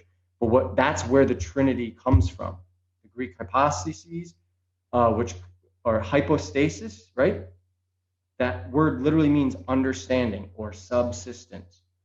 And that comes from the Orient, the Trimuti, the three gods, the one form. And you can see this in every culture. And why? Because in the old years, the way the year was divided up, it was divided into three parts. Autumn was not its own season. Autumn was considered part of summer. So you had spring, summer, and autumn as one season, and then winter is the other. Right. So that's why you have Noah and his three sons. That's why you have you can go into it. If people want to go deep into this, read my books. But sure, that's where all this shit comes from. It's all an allegory for nature. Buddha is the sun. Jesus is the son. You look at his root name. I mean, this is something that should have like sent shockwaves through the modern world. But going back to what you said, you can tell people the truth and they're not smart enough or aware enough to understand it. The old name of Jesus, the root of Jesus, is the old monogram of Bacchus, the sun, which would be in Greek iota eta sigma, which is IHS, but keeping in mind that H and E in Greek is interchangeable, which would be IES. The root IE, Yod He, Greek, in Hebrew, Yod He, Vav He, that's Yova, that's Jehovah, who you call Jehovah. That's how you could transliterate it, because the Yod could be a Y or an I. It could, the A could be, the He could be an E or an H. The Vav could be a W, V, or U. The second He, obviously an E or an H, right? So you have YH, the WH, Yahweh. That's all mispronounced. Every culture has their own way of saying it, but it's Yova, and it is, if you transliterate it the way it's supposed to be, it's IEUE, Jew. That's where Jew comes from. That root IE, which in Latin is IO, Yo, Yosef, Joseph, Joseph, Joe, the sun increasing. What is one of Jupiter's moons? Io, Io, Yo, Joe. That's what that, going back to what I was saying, the first word for the sun was the O, right? The one. Mm-hmm. Then you have to differentiate, they created the hash mark. So you have it would look like, I guess, this way. So I'm trying to do it for your audience. That becomes the A, Yah, right? So that iota, eta, or that Yod He in Hebrew becomes what people will sometimes write as J-A-H. Keep in mind, because you're looking at I-H, because it could be I-E or I-H, or Y-H, Yah, and Hebrew doesn't do the vowels. So you have to know how to say words and differentiate, because that old language worked that certain way, where you need to know what it means as a cultural norm. The letters are just symbols. And so when you look at this, going back to Bacchus, I'm saying this on Crow, and it should have caused shockwaves throughout the world, and it doesn't, because people can't access it. And this is why they have the mystery schools to begin with. Totally. I just showed you Jesus, the Son, Bacchus. Problem with it in Greek is it also ends in a Latin termination, US. Right. You talk about this in your book. So they translated it in Greek. They wrote it in Latin, translated it in Greek, transliterated it in Greek to make it appear older than it was. Well, the same thing can be said about the word Christian. I'm gonna expose this it's in my book 4, so I'm not gonna say it, but it's got the same problem as Bacchus, a Greek, the word that was allegedly created by Greeks that has a Latin termination. Funny how that works, huh? And then if you look at IHS or IES, whatever that comes from, the older monogram that came from would be YES, or upsilon eta sigma, on the temple with the serpent to the sun. That is Bacchus, right? That YHS is significant because in that position, it acts as, or upsilon eta sigma, it acts as an HU. So what you end up having is HUES, hues, color, human. Well, why is that significant? Because HU, that YEHS or YES, that's why we say yes in affirmation. Yes, sir. Sir Go look this up. Shin, resh in Hebrew, right? SRR. That's Lord. Sir. That's the capital Phoenicia, TYR. In that, it's pronounced sir, right? Or in Hebrew, that letter is pronounced, it's spelled TSUR, right? Yep. Sir, Lord, but it means rock, literally, because Yeah. the Lord is the rock. Peter, Petra, the rock, petrified, get it? Pater, the father, the rock, the Lord of the household, the fathers, the pateres, the priests of Apollo. You see where I'm going with this? So going back to, this is important for Bacchus, and I'm just going to wrap it up because I know this is so complex. It's all going to be in my fourth book. It's in my previous book, but it's going to go really deep in my fourth book. Upsilon, eta, sigma, Hues. Well, if you look up the Greek word eudor, Hudor, well, guess what? That upsilon acts like a U in addition to a Y. They're interchangeable. So that then becomes hydor. Now, if you just switch up the O and the R, you get hydro, hydroplaning, hydroponics, hydropsy. These all hydra, you all get words named after water. And that's why if you look up Bach in German, B-A-C-H, you will get a stream, a rivulet. Right. Water. Because these gods are named after water, because water gives life. So it's named after life, which is given to us by the sun. So life is named after the sun, which is the mediator between us and our creator, whatever our creator is. And so the sun is named after God. And so that's how all the names of all these gods are structured. And you can prove it in multiple different languages. But in order to figure this stuff out, you need to know philology. But it's not just philology and etymology. You need, by understanding which letters and shit interchange in different languages, matter, because these priests are masters of this shit. Right. That's how they create these systems. They know the languages. They speak a bunch of different things. They know how they can disguise something in another language, knowing that the masses won't understand it. Yeah. And they can package and rebrand any lie they want. Now it's my turn to take a break. You guys hit it up, and I can't wait to watch the replay because I'm going to see what you guys said. But I got to go take a piss. Chance, you want to jump in? Yeah, I do, but I also kind of want Dylan to hear what I gotta say. I also have to take a piss.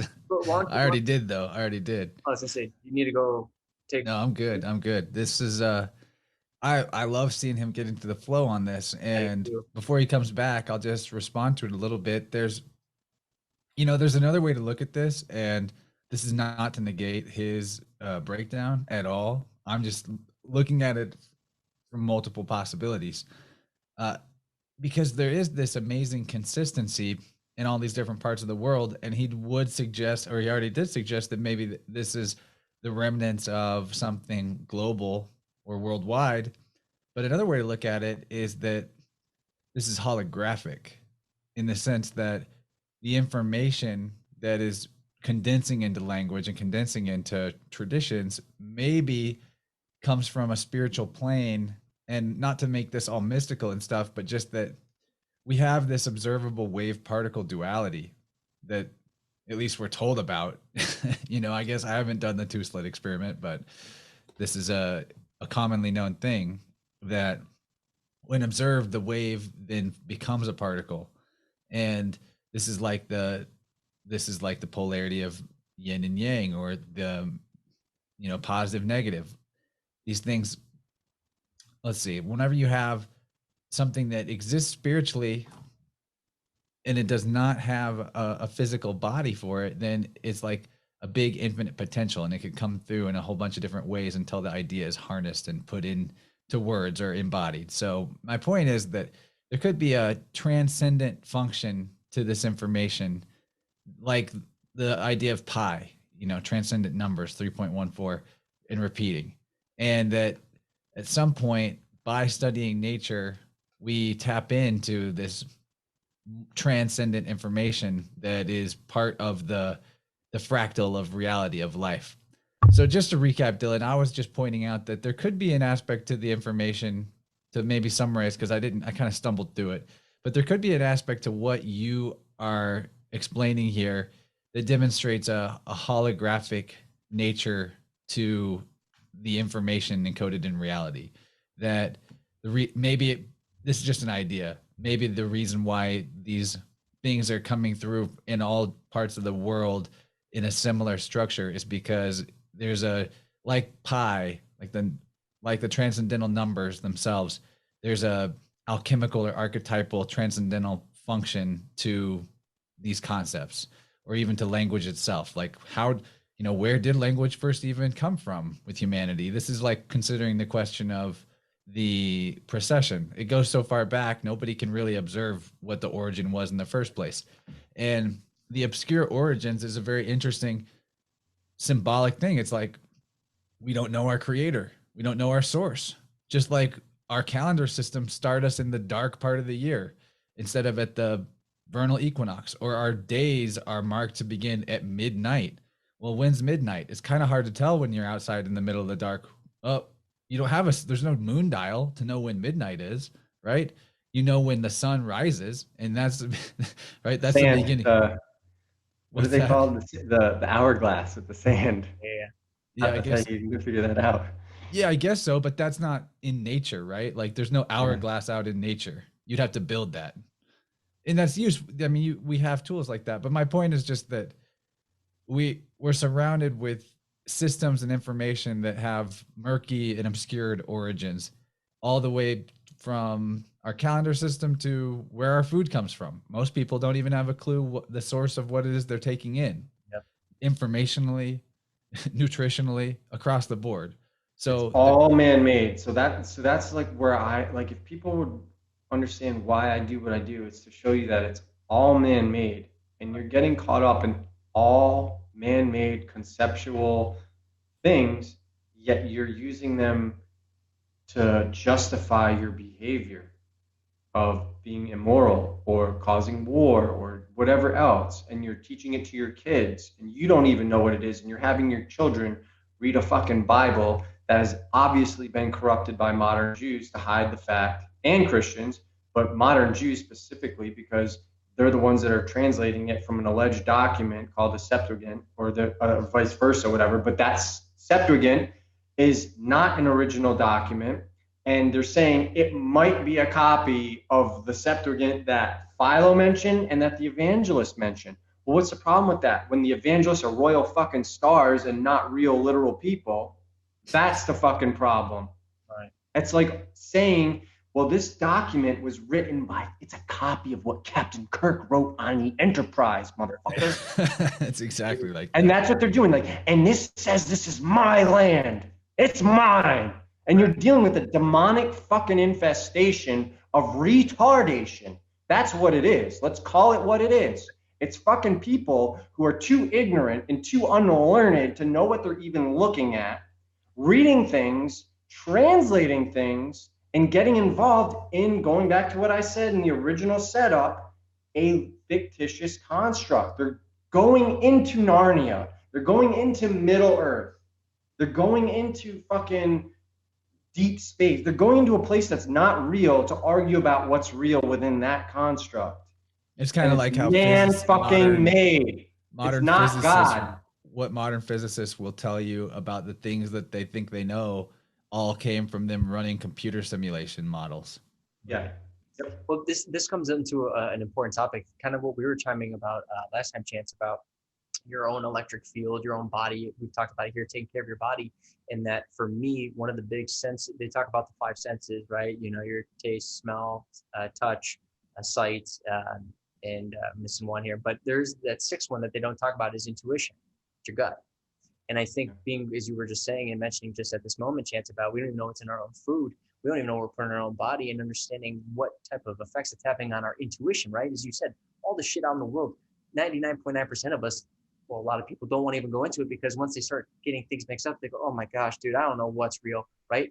That's what we're experiencing in the news now. People are experiencing when they go in rabbit holes, they don't know what the fuck to believe. So it's going, okay, well, you need to go back to your intuition. What is true? As this crow says, like, there's no lie in nature. Be in nature.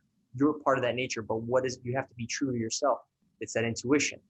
And I feel that that's something, talking about electric fields, that we can even maybe dive into, and how I'll corrupt get that. into that. Intuition's hijacked too, though. Like, if we Think want to so? demystify intuition, from my opinion Yeah. anyway, it's like paying a radical paying of attention so that you have actually seen what's really there, and then the correct idea will pop into your mind based on legitimate observation. So a lot of people's intuition these days is like Dylan said, it's It's like corrupt. they live in Narnia, so they're gonna have the idea of like, oh, this is just like that thing in Right. Narnia, you No, It I know. know. feels right, Chance. I feel this. This is Sure. all like Yeah. But intuition. Yes, is true. You're right, but in the aggregate, it leads to emotionalism. And if you want to That's know what what I'm the saying. New World Right. Order religion of Right. one is, it's fucking emotionalism. It's Totally. feminine. Oh my God, this feels right. And you know what? When it doesn't feel right anymore, I'll change my mind because I control everything. Then I decide what's right for me based on my whims. Right. Well, but that's what I was saying. intuition's Fucking real deal. though. I want to defend it as It well is, because Well, like it well, is, let me it say is, this. but it leads to emotionalism, and there needs like to be, you need to harness it with Right. Well, this is rationale and there's logic. connecting some into mystery to it too. Like this morning I do like a group divination thing on live streams in the morning sometimes, and this is partially to help people just see what a flow state looks like, to teach them about I Ching, to teach them about tarot symbolism and all that. But like, why is it that I can feel that I'm gonna draw the Ace of Wands, and then out of 72 cards, I draw the Ace of Wands, and that happens like a lot. I call it the hot hands. Like I get the hot hand, and I know what is gonna happen. Right. So there's something there, and to get to what Pat was trying to talk about, because you brought up demon infestation, Dylan. I want to demystify that as well. Not that there might not be like actual entities out there in the ether that are a different form of life that can influence us. Like that's beyond my pay grade to be able to tell you. However, in an electrical sense, an electric universe has been a really useful thing for me, and that even can tie into talking about like, well, maybe there was a point where Saturn was the sun, and that's a whole nother conversation, or the sun Yeah, but of a certain if it movie. were, you would have no evidence of that because Right. you would have to have Can't go accounts. back. Can't Can't go go back back to that that. far. Sure, but There's no evidence existing for anybody to even postulate that. And that is a idea that's coming from somebody trying to reconcile why everything related to the word Saturn is encoding the sun, well, including the root Sator, which pertains to sowing. You know I'll, what I I'll, mean? So yeah, I'll get to that too. Not to defend it, just to ponder it. And anyway, so in an electrical sense, your body having damage, having actual toxin buildup, having injury, things that block the intercommunication of all parts of yourself to other parts of yourself. This is where, like, because I actually do sound healing work in people's aura, if you will, influencing their electrical field using tuning forks, and uh, I can intuit things in that process about their life and get it right with having no way that I should ever know that. I've never even met the person before. And it's not like sometimes it works, it's like it always works. And there's an anatomy to our electricity in that sense. And so where there is these sort of vortexing blockages of your electrical field where life force energy is bound up and constrained and constricted in a blockage, that becomes a type of demonic consciousness in and of itself, because it's your life force energy, but it's separated from its source, which is you and the whole. And so this is like a little oh, you know miniature what, Chance? People practical don't of the whole. realize when you and I say things like demon, we gotta clarify that because we're so used to when I say demon, I'm not like talking about like some like mythological like winged creature. I'm like Beelzebub. D is in negated, like deconstruct from manos, one. That's Greek, manos. right. So Yeah, it's a way of demon saying a divided is man. separated from one, or you've cut yourself off from God. You understand? Doesn't mean you have wings and you're like this bat-like gargoyle or whatever. No, I'm talking about Exactly. demonic infestation. Like, yeah, no, good call. Because I always, like for me, like I forget that this is going to be shown to people. So right now I'm just having a conversation with my boys. Probably said way too much shit I shouldn't say. Like, you know, because but Well, that's whatever. why you got me here, to just clarify Yeah, that when we're talking about demons, we're yeah. talking about people that are so cut up and Literally divided cutting into. themselves off from God through their own selfishness and greed and trying to gain a tactical advantage from me, like real Satanism, not Yeah, but that Abrahamic also Satanism. comes from all the damage they took from this fucked up culture. Yep. So, Yeah, like, I'm not saying that it excuses someone's free will choices, but when we take damage, when you think about how, like, if you have an injury and you have tension that is stuck in that injury like permanently until you do some kind of body work to release it. Well, what holds that tension in that place? Why are you stuck like this? It's electricity in your field that like it's your consciousness holding a pattern, and it's so stuck and set in that you don't even realize that you're holding yourself there. It's like you can't relax that. And so that energy that's holding a pattern in a distorted shape, that is demonic in a sense, and it's weakening you because it's taking away from your total level of attention and awareness that you can pay to yourself or the outside world, because a sliver of your attention is actually being spent on holding yourself in some weird distorted pattern. So Hold that on, applies. just to physically through firsthand experience, back up what you're saying about this electrical body and all that stuff. I personally had one of the most rare cases of peripheral neuropathy that the chiropractor that I went to is like amazing. He's a doctor. He's an amazing chiropractor. The rarest case he's The ever only seen in doctor you his should life, trust is a chiropractor. right? And you know, it's because I've spent. I don't know what it is because I can't afford to get the scans. I don't have health insurance, but it's probably from years of fucking hunchback writing, betatization, not lifting weights, not being in proper posture, and Right. something has happened that cut my nerves off. And it started off like a little dime shaped thing on the bottom of my left heel of like numbness. And over the course of a day, it spread over my foot. Then, like the next day, it went up to my left knee. I'm telling you, I could walk in hot water and wouldn't know it. I could walk on a cold floor, couldn't feel anything in my left foot. Now I could feel pain. Everything was cut off. That then spread up through my body like a perfect electrical grid, cutting everything in half, including my dick and balls in terms of nerves. So you want to talk about electrical grid in your body. And then everything from there off, my skin was, I couldn't feel like hot and cold. I couldn't feel sensations. It was like having pins and needles without like it was like having just numb, but without the pins and needles. And then then what happened is I lost stability in my right side. And there was a time where I like couldn't even turn my phone on or off with one hand because my hand was so I couldn't hold a cup of coffee on a saucer. It was like I couldn't write. This is in 2017. I was fucked up and it was like the scariest thing that's ever happened. But going back to that electrical thing, you can see how it was like a perfect grid that separated my body and divided everything perfectly. And chiropractor alleviated it. I still have it a little bit here and I still have like stability. I just can't afford to go to the chiropractor as much as I should anymore. So it's like I got to sacrifice. But while that shit is happening and you're losing function of your body, my mind doesn't change, my soul doesn't change. I'm just looking at my vessel deteriorating. That And you may can yeah, see that may that it is be. very electrical. It's Wow. very connected like that. And you can see that your brain, your cerebral spinal fluid, your spine is like a highway for your nerves. And it's called peripheral neuropathy because it's on the outside. It's not in the central nervous system. It's in the outside nervous system, going to your limbs. Anyways, just to back that up, I'm Nice. all about it. To go even further like into what might seem woo though is that in my experience helping people with stuff, there's no injury or integrity issue with the body or the electric field that doesn't have a component in the psyche or in the emotional body. So like that's why there's an anatomy to it, and depending on where it's manifesting, I could explain to someone like, well, these are the emotions you struggle with, and this was you had this type of relationship with your father and it had the worst impact on your life at this age.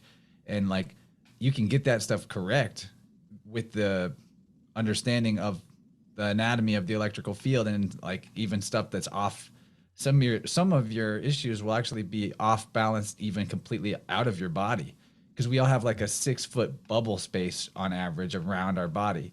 So anyway, I actually would recommend, Dylan, that you get a weighted tuning fork like this one. I have them. Okay, so yeah, use those kind of regularly. That can help not make like things not get worse. I had a similar issue with my left shoulder where it was numb, and also I couldn't raise it higher than here, and nothing was helping, and it was almost a year of this problem. And getting one of these, I was able to sort it out, and it didn't even take that long. I can't make promises for other people, but I mean, this is one way to approach it, is because vibrational therapy like this is electricity. A Yeah, I vibration. put that on. I do it like on my third eye. I do it on my sternum. I do it on my elbows. I mean, I put it everywhere. Yeah, it's the Yeah. shit. Well, I got it. I got it because of Crow, because he had that lady on his Same. podcast. So And that's where I learned about it, was from, I think I'd heard her before, but when Crow had her on a couple years ago, I started diving into her work, and she's a big pioneer on it. Eileen.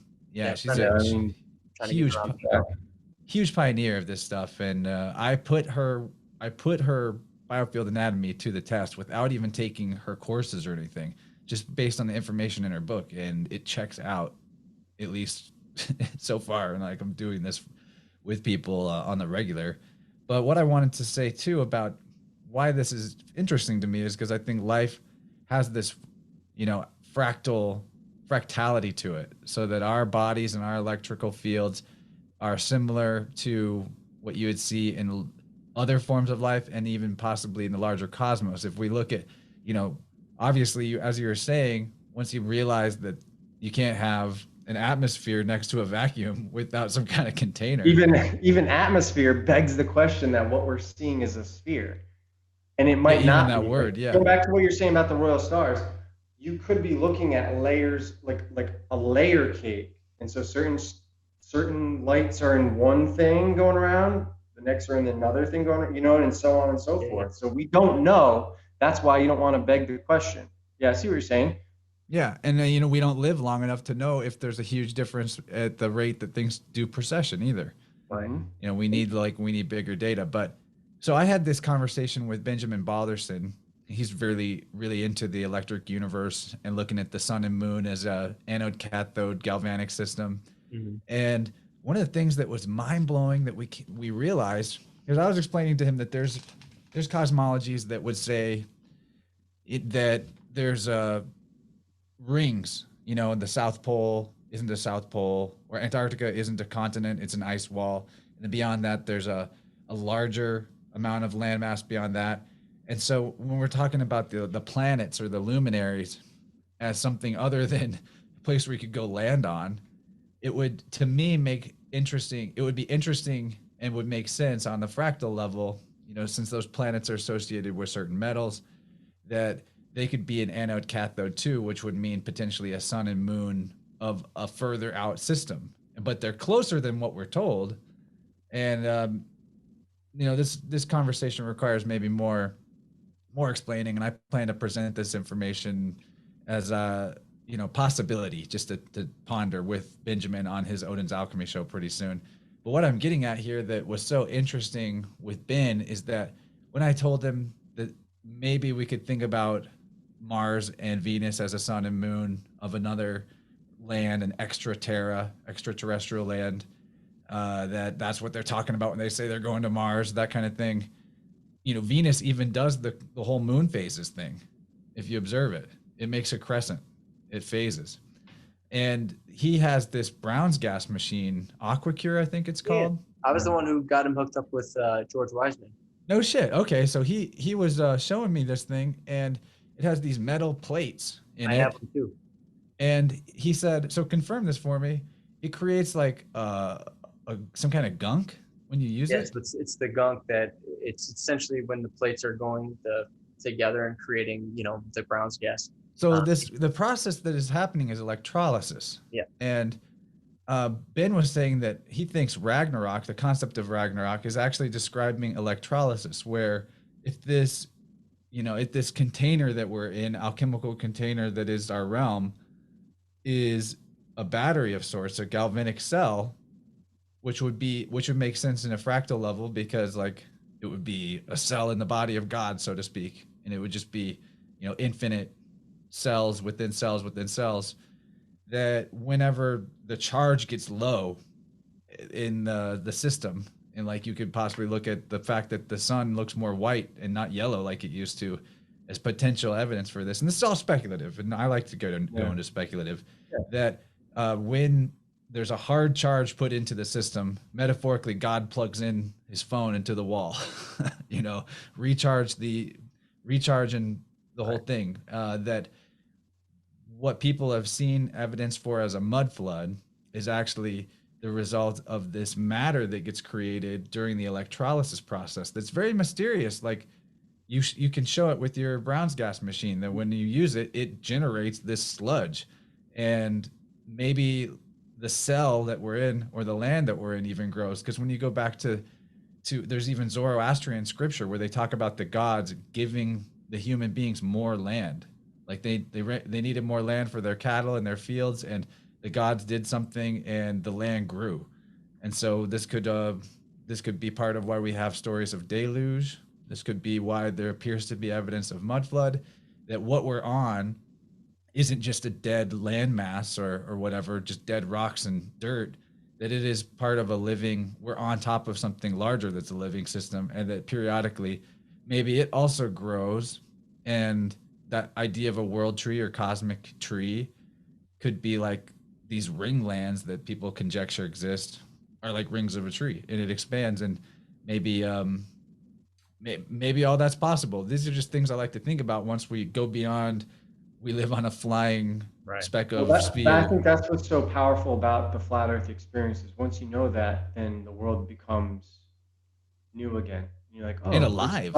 there's stuff that I can discover about this because these people don't even know. The majority of them, somebody has to know because you have to know how to lie about it. Somebody has to know, maybe not everything, but a great deal. Start looking for the egg in all the You Mary, know, Jesus, and John the Baptist paintings. Right. and for anybody Everywhere where who's you like see John listening to the this and Baptist about doing to this, there's a fucking egg somewhere. think about this when if somebody's going to watch this, because I forget that we're not just three friends shooting the shit here. Yeah. People who see this, if you know, whoever sees this, if this is like a concept that's new to you and you're getting triggered, I just want you to do this. Answer this one question or demonstrate it. And if you can do that, I'll change everything.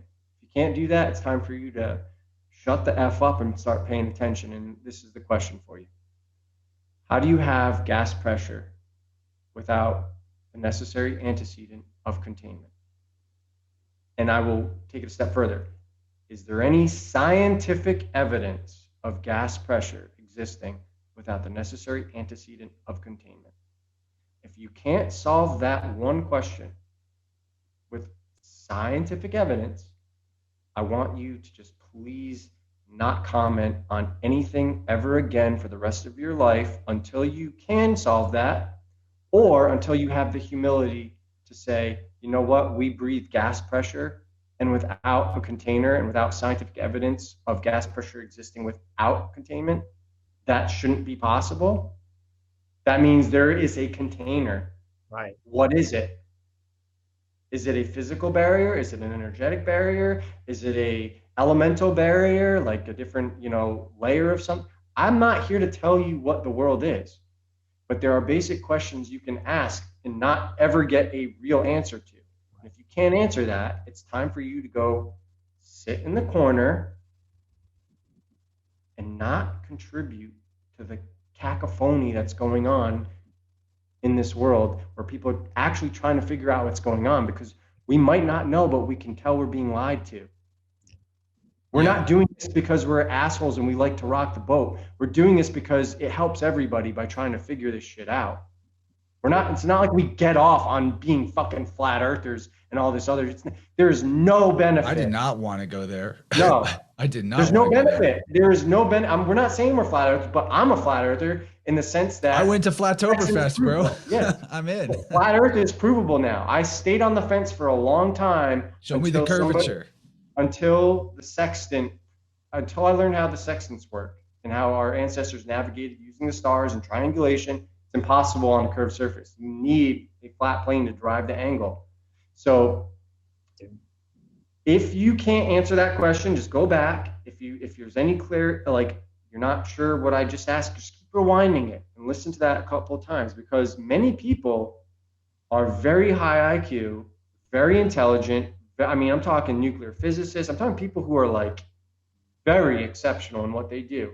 have come to this and gone, damn, everything was based on them assuming a radius value. And the only way they can calculate that radius value is to assume the horizon was a physical tangent point that they could draw a tangent to. And the horizon is apparent by definition. It doesn't exist. The sky and the earth, or the sky and the water, ocean, never meet. It's just a point where our vision fails because the angular resolution gets too small. Right. And sometimes there's, natural phenomena that's occurring due to weather conditions and all that stuff that obscure things. But it's not a physical point. And so if you look at how Al-Biruni derived that, he used the horizon as a tangent point. You can't do that.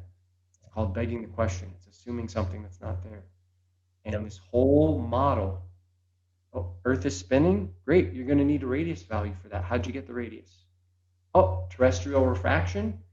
That's why we can see that? Well, you're going to need a radius because your standard refraction, terrestrial refraction calculator assumes a radius value of 3,959 miles. That cannot be proven. 7/6R. You can't measure it. So all of us had to take this pill. Some of us just don't have the egos. Like for me, this shit came across my desk in like 2013, 2014. And I had the humility to say, yeah, fuck. And like a lot of us aren't ego invested into this shit. So it makes sense to us and we're willing to look at it. I researched it on my own for like 2 years before I even started talking about it in public, because I wanted to make sure this wasn't a psychological, operation to like humiliate people. And if you can do basic geometry, it's very simple. No matter where you are in this world, if you're on a globe with a radius value of 3,959 miles, every distance, any horizon you're looking at must be no further than 1.225 times the square root of the observer's height in feet. And I grew up in a place where I can see something 25 miles away, not below the curvature, that I shouldn't be able to see at the elevation that I'm the height of the observer. I shouldn't be able to see it. And I grew up looking at that like it was casual because I grew up on the ocean. Well, what's interesting, so for me, it made perfect sense. Well, what's so funny is through my own experience, it was getting us so simple because as you said, you can tell people this information, people will not be able to process it or will choose not to hear it. And for me, it was as simple as just using my life experience of just going, I forgot who it was, but someone I was listening to said, just stand still, close your eyes. What do you feel? And I know we said about feelings, but truly, like, I know what it feels like to spin and feel nauseous. Like I get nauseous when I'm spinning. And then someone says, okay, if you get nauseous spinning, but now the spin is so bigger than you and so fast that you don't feel it, does that intuitively, and I know we're talking about intuition, it could be kind of demystified here, but there's truth to it in the sense of going intuitively what feels right. And that was like, that makes no sense. I physically don't feel like I'm spinning. I don't have that sensation. The only time that ever feels like the world's spinning is when my internal psyche is off and when energetically I'm all over the place, right? You feel like, dude, like, fucking my life is going, you know what I mean? Like, and people know that. And a lot of people, that's their normal. Like, I'm so scared. There's so much shit going on. Oh, fucking this thing's in the air that I can't see. Like, it's causing internally this basically cyclone. And that's why people feel like, yeah, it feels like the world's spinning. But I don't know, for me, it was just simple as going, stand still, put your feet in the grass, in the sand, wherever. Do you feel But it's a relatively new phenomena. Like globe Earth, heliocentrism, this is a inversion of reality. And that's why it was so easy for me to understand, is because people like Mark Passio kind of primered me from that, even though he treated flat earthers like scumbags. And I'm very disappointed in him. And I don't pay any attention to him anymore because he was so rude about things. And but one thing that he taught us early on, like 2008, 2009, was that if there's one thing the dark occult does, is they always invert the truth. They don't put the truth at like a 45-degree angle, but it's like 180. So if they're telling you it's round, you know it's the exact opposite, because these people can't help themselves. They're like getting off on it. There's some sort of superstitious religious belief behind it where they have to invert truth. They invert it, reality. But they also sometimes will obscure it in that they describe it to you in a sense that could be metaphorically true, but Yeah. without giving you the full details. And then they let all their little minions and middle managers extrapolate from there and tell you flat out lies. Because like to me, when we say that there's a dome or there's some sort of barrier to keep the gas pressure in, it is very similar to the concept of the edge of someone's bioplasma. There's a sheath to that, just like a cell has a cell membrane. I Yeah. can, with the tuning forks, I can hear when I hit the edge of someone's bubble space. I can measure it with dowsing rods, with L rods.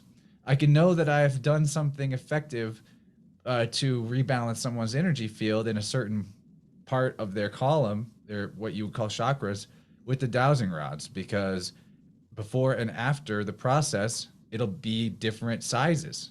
It'll shrink or grow. And so Wow. it is wild. Like the last guy I worked with, he had all kinds of unprocessed backlog of grief and sadness from a lifetime of not a lifetime, but many years of like drug addiction and fucking his life up. And so all of his physical lower centers, the solar plexus down, were like shrunk down super small, and he couldn't feel things. He was saying like, I don't feel anything. He doesn't feel pleasure in life and all that. But his heart, like above the heart, they were all about normal, and his heart chakra was huge. Like when I measured that space, it was like 8 or 9 feet off the body. And so after I did what I did, and then I measured with the dowsing rods again, it was kind of like deflating a balloon.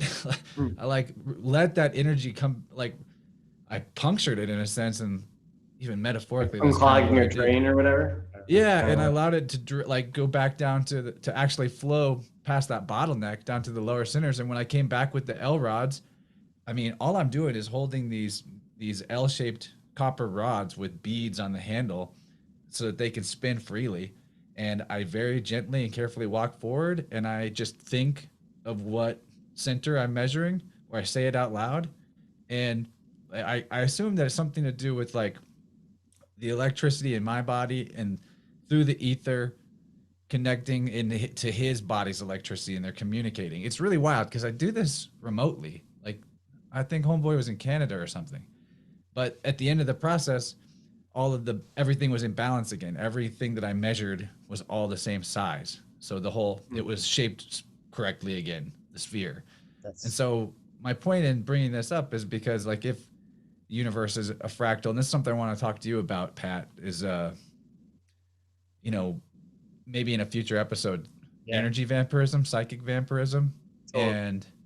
and like Kirlian photography in ways that we actually can view and measure the plasma and the electricity of our energy field. That it's not just a woo woo thing, and that there could be a reason why this system of the realm we're in, it looks like there's nothing there in terms of a dome, but it could be more of like a toroidal field effect that causes a barrier that's more energetic and less physical.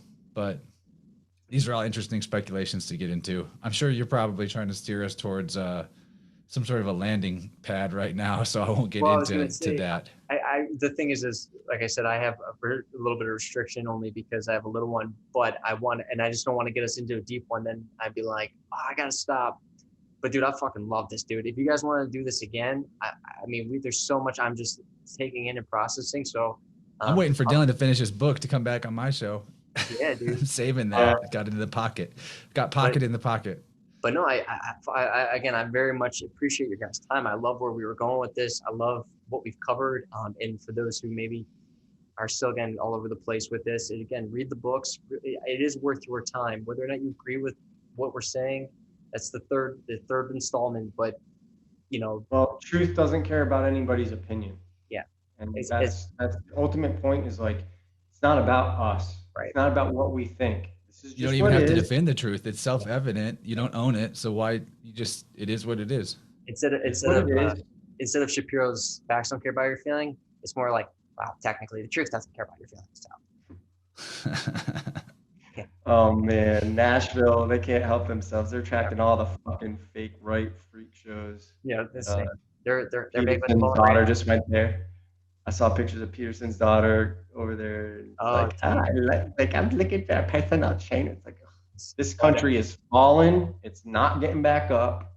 We gotta just learn how to thrive in the chaos. And it's like Owen Benjamin says, there's fucking opportunity out the ass if you just leave the artificial reality behind and go do something. Dude, so true, man. And that's what I think is what. If he sees this, he's gonna be like, "Oh my God, Dylan Saccoccio is pure anti-Semitism, and he's throwing nickels at Jews." Yeah, right. Watch. Yeah, but I like Owen. He's a good guy. But I like that guy. what is great is that we're taking the time to, as you said, Dylan, and what you've been saying, Chance, is trying to figure out what the fuck this place is, understanding the bigger pictures, but also taking a minute to also, as we said earlier, not get caught up into it to the point where, that's all your life is. Like, you're on your path, Dylan, Chance, you're on your path, I'm on my path. Like, at least for me, like the best thing was becoming a father, starting a family. Like, hands down, the best thing I ever did in my life. And I was going down, and it was down the same path as you, Dylan, in regards to the film and entertainment. And I still have those creative aspects of me, but I'm able to use them in different outlets now. I still use them in similar outlets, but like being with my son, using that creativity with him, and when we're playing with other kids that we meet and friends, it's quite the experience, and having this knowledge and not like bombarding people with it, but having that confidence of going, I know things, I've learned things, and now I can, through, again, an alpha state, hopefully over time, being more in that alpha mindset of going, it's going to be okay. Because creating authentically is how you could, like, that is the spiritual path. Creating from an authentic center is connecting to the creator. Right. And it is the fractal. That's why Hollywood focus on artists so bad or so hard, is because the artists are the creators and these people can't create. Yeah, scavengers. They're like, and so they need to manipulate the artists and bribe them. And that's why I ultimately got so into this, is because it was like, I've seen so many people get chewed up and spit out by Hollywood. It never happened to me. I just didn't make it. I'm fucking left, right?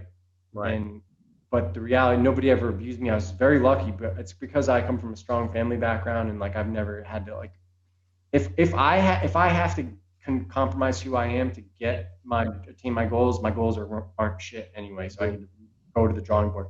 That being said, a lot of people are not in that mindset. They've worked their whole life to get somewhere, and now you got like a Harvey Weinstein or like these Bryan Singer, Kevin Spacey types, like at the gates, like. Yep. You want this role? I'm not saying that Bryan Singer, Kevin Spacey, or Harvey Weinstein did that. I'm just saying they're like them. Right. They're like, I believe, it's my opinion that they're like that. I've been in some of their presences, and I got a very bad vibe. But at the same time, I think there is also a consensual agreement where people are afraid to say no. So it's not technically a non-consensual thing. It's just they don't want to get blackballed, so they give in and go along to get along, and then they don't get what they were promised, and they get chewed up and spit out, and they're fucking on drugs to try to numb what they have to look at in the mirror every day. And so it's just it's sad, but at the end of the day, it's like Chance said, like, art really, like, when I play music, when I'm in doing something creative, I lose track of everything, and it does feel like I'm connecting to God. And that's what I loved about acting and like the arts and writing and creating. All that stuff is amazing, and it doesn't matter which medium you're using. It's like your way of tapping into God. So some people probably do that when they're fucking drawing up blueprints. They're just getting all this like divine inspiration when they're doing like imagine creating a church, right? And all these like cathedrals. There's an element of that in everything, and so. What it's really about is being on your purpose, whatever that is. And generally, this goes back to trusting your instincts and your intuition, because what you are attracted to, what you like, are generally going to serve you well, unless you have an imbalance, unrealistic expectations of what you're looking for by pursuing those, right? Like if like you have like some weird goal attached to it, like I'm doing this so I can attain this, rather than I'm doing this because I love this, then that might be a different story. But yeah, you need to be on your purpose and not pursuing all the other bullshit, because when you're on your purpose, you're going to be creating more than you consume. And it's not bad to consume things, but if you're only consuming, then why? What's the point? Just so you can have like a feel good in your mind, well, that's actually going to sidetrack you more in life than had you been like a Neanderthal who's just good at one thing and just does that like it's his purpose. And all of a sudden he creates this huge business for himself. And you're like, yeah, but he doesn't even know anything about like the sacred dialect or the vulgar tongue. You know what I mean? It's like, does that get you paid? Does that get you laid? No.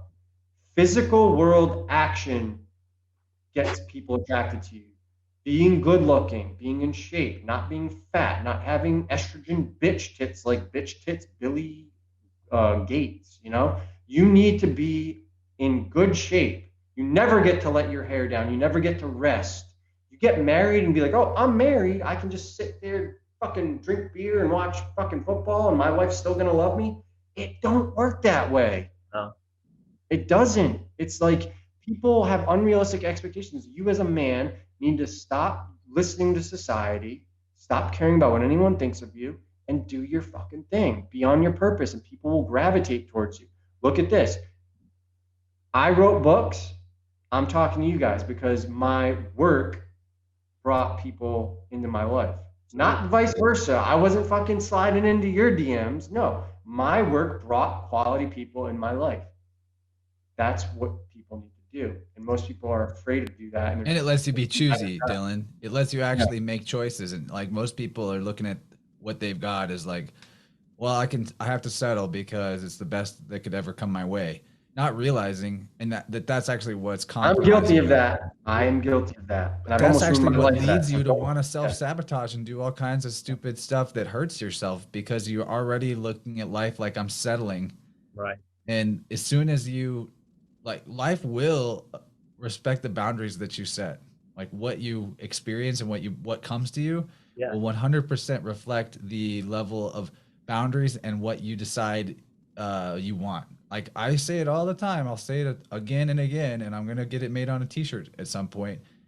If it's not hell yes, it's hell fucking no. And you can actually live your life that way and watch what happens when you set those type of boundaries between yourself and everything. Absolutely. If it's not 100% full body hell yes, then fuck off and see how that works out. Well, as Rollo Tomasi wrote in The Rational Male, which every man should read, genuine desire is not negotiated. It's either there, and the medium is the message. If you're getting, like this girl I was seeing, she kind of flaked on me the other day, gone. That's not genuine desire.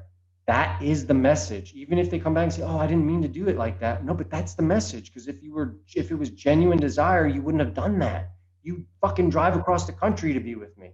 You would do, you know what I mean? That's it. You get in life what you put up with. You get what you literally tolerate.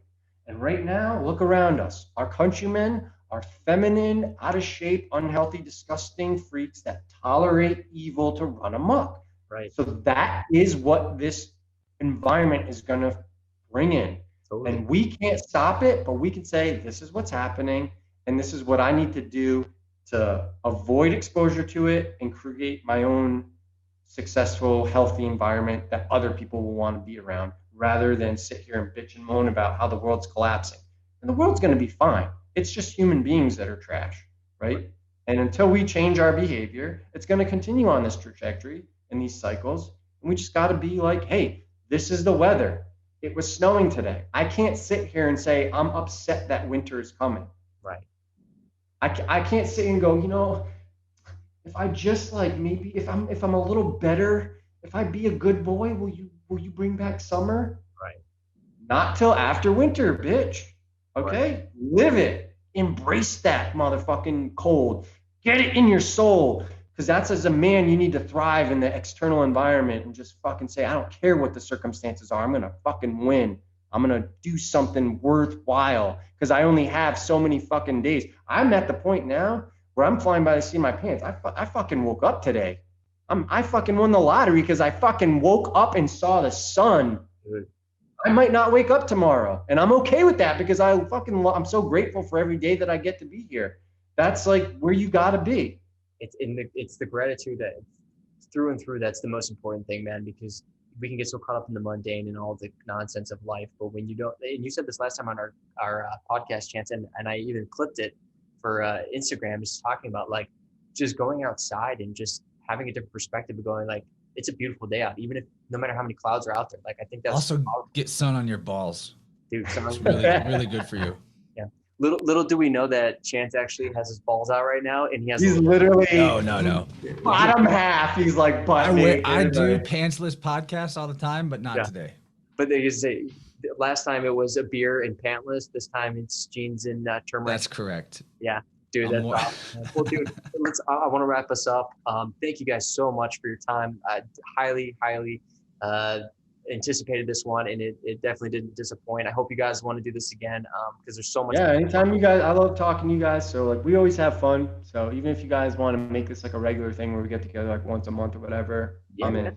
Dude, I love it. And yeah, I mean, I just want to wrap this up here with whatever else you guys were doing. I know we talked about your book, but maybe Chance, if you want to start, if there's anything you want people to know what you're doing or where to find you, because you guys have a wealth of information. And obviously, innerversepodcast.com. Getting out there on a lot more shows like yours.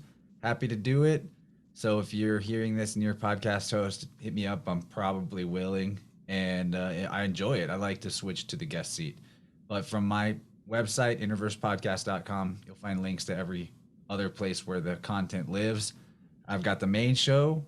I've got a weekly live show, Vibe Rant. That's pretty fun. Be careful Googling that. I found out that apparently there's like some gay dudes from Texas that have a show called Vibe Rant also. Not the same. It's not the same show. But why is the host's name Chance Garton? Oh, stop. And I do some morning every 5 to 7 days. I'll do like a morning divinatory video where I just kind of try to tap into the flow state of where we're at in the universe and give some inspiration to the tribe that's watching about like, spiritual advice, I guess you could call it. Make with that what you will, but people seem to enjoy it, and I have a lot of fun doing those. And it seems to generate synchronicity. So those are the three things. And, watch out for Dylan's next book. I want to say that's going to be a banger, I'm sure. Yeah, I'm looking forward to hearing your guys' podcast on that one before it. Oh, wait, and I do sound healing. In case people didn't know, you can email me for that, chance@innerversepodcast.com, or one-on-one divination sessions. Those can also be a really great way to help you see what you really think and feel about stuff in your life and not lie to yourself anymore and get make an investment in having a real conversation with me and see if that gives you the fuel to actually make some changes. Because you put some money down, you're not going to want to waste that money. And we talk about what's real. I think that it can inspire some super good healthy changes, and I'll tell you about the boundaries you need to hold because I've been there.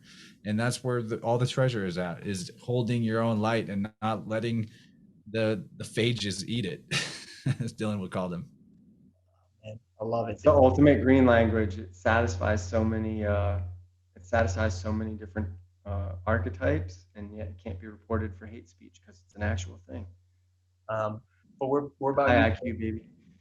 So I'm about 120 pages deep, a little bit more, because I still got to transfer some. Because I write in person or on paper, and then I transfer it to the notes. So I'm working as much as I can to get the fourth book of Spirit World. That's WHIRLED done by the end of this year. That at least the first draft, but it might not happen. I'm also like 100 pages deep into a book called Get Mad or Get Realistic, because I noticed that that's like my tagline for everything nowadays. It's like you can look at the world and you can get mad at it, or you can get realistic and say, how do I need to change my behavior and work on myself to thrive in it? And it's kind of like a man's guide to turning it all around. And I basically zeroed out over the last couple of years and was in a really toxic relationship that wasn't a real relationship. I just believed that it was because I was delusional, because I believed in all this garbage like soulmates and like the twin flames and all that stuff. And like, when you really start examining the world, and that's what's so important about all the work we're doing, just in different layers and in different areas, is I don't think people take that saying, Crow's tagline, far enough, that belief is the enemy of knowing. And it's like, how many things do you believe? Are you willing to sit here and be realistic about, say, I believe that that is what this is, not I know what that is. And by believing, you admit that you don't know. And so sometimes the real like curse of this world, in my opinion, going back to how intuition can lead you astray, sometimes things happen in such synchronistic ways where it feels like divinity is guiding it. It feels like this, and that's my problem. Is I was like a simp to uh, synchromysticism, or like, like I felt like, oh man, God wants me to do this, so I'm going to do this. God brought this woman into my life.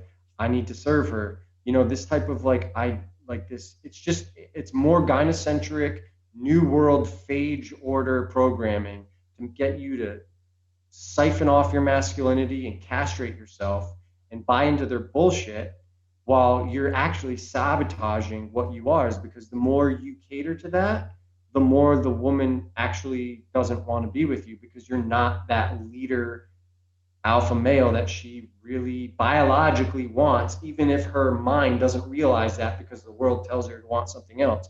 You can't undo the evolutionary traits that made us what we are.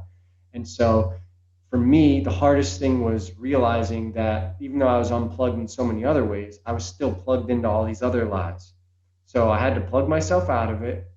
I had to deal with like that fucking withdrawal and the psychological kind of torment that came from that.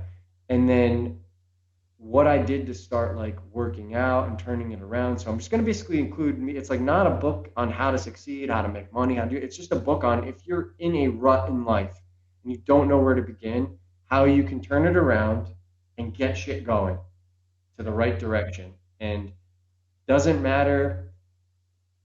You don't have to wait for perfection. If you can just turn it around, everything else will take care of itself, because it's the mind that starts dominating the weak nature of the body that always seeks comfort. And your mind needs to be able to override that and say, no, you get your ass in the gym today. And because I don't like your attitude, you're going to go twice as hard, do twice as many, whatever you got to do to punish yourself in a weird way. Sometimes you need to crack that whip. It's not even punishing though, because once you flip the couch around, it actually feels good to feel good. Yeah. So it's really just the mental hurdle of the belief that it sucks to do the hard work. And then once actually, when you reprogram or rewire your brain and your body, that It's feeling good invigorating. feels good, then you actually are attracted to go do the stuff. Dude. Like I'm excited. I'm upset if I can't get to the gym, not because I have to go. You know what I'm saying? I didn't skip leg day today, put it that way.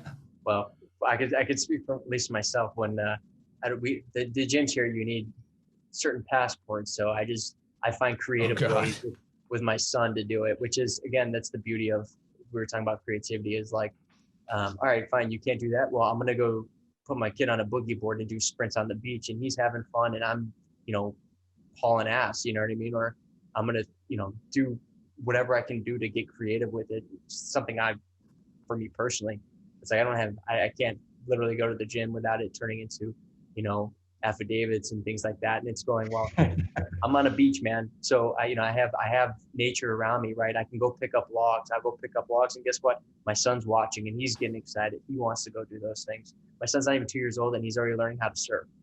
And he can barely swim. It's like he's learning how to swim in the ocean, and he just turned 2. And that's, for me, looking like that's the pride and honor I have. It's like, okay, I don't have the same routine that I once had. Where when I was working in the gym, dude, I was deadlifting 435 for 3 or 5. You know what I mean? Not that that's a lot for some people, but for someone like myself, like, I was prime, and now it's just a different prime. It's tapping more into creativity, but it's like, yeah, I don't have as many joint issues. Yeah, maybe I'm not lifting as heavy, but I'm getting creative with how I lift weights to make it feel and create that sense of heaviness, right? And at the same time, I'm teaching my son that same mindset, right? Like he's, and it's fun to watch. And, when we're around other people and they're like, dude, your kid can do certain shit. I'm like, yeah, he can, because I'm not going to limit him. Like, obviously, as a parent, right, you have to like pump the brakes on certain things, but it's also allowing him to be like, let me explore that. Let me get better with it. And then also now having a parent who's in that same mindset. I mean, not to toot my own horn, but, we definitely get the people observing how we do things and going, that's incredible. One, that he can do that. And two, you're doing it with him. And as we were saying earlier about being overweight, it's like you see so many parents who just can't physically do it because they've let themselves go. And it's like, don't be that person. Like you said, wake up, be grateful for the sun, be grateful for family, be grateful for just even who you are, right? And then being able to go, I'm not feeling it today. Well, guess what? You're going to go a little harder. You're going to get them to, you know what I mean? Like, at least mine, it's like, you're going to do 4 more sprints. He's going to love it and you're going to be winded, but it's like walking away going like, I feel good. At least my experience, he's happy. And at the end of the day, we got to experience it together. Or in your situations, right? It's like, I got to experience for myself. And then that energy gets emitted too when you're meeting a woman, right? It being like, that's the energy you're putting out of that confidence, that true confidence, not the ego trying to manipulate, Yeah, you're just being real. And like going back to what you just said, you could have got mad at the vaccine passport, but you got realistic. Right. Got realistic. I'm not going to deal with that, so I got to find another route. And that's what, it's like that Bruce Lee saying, be like water. Yeah.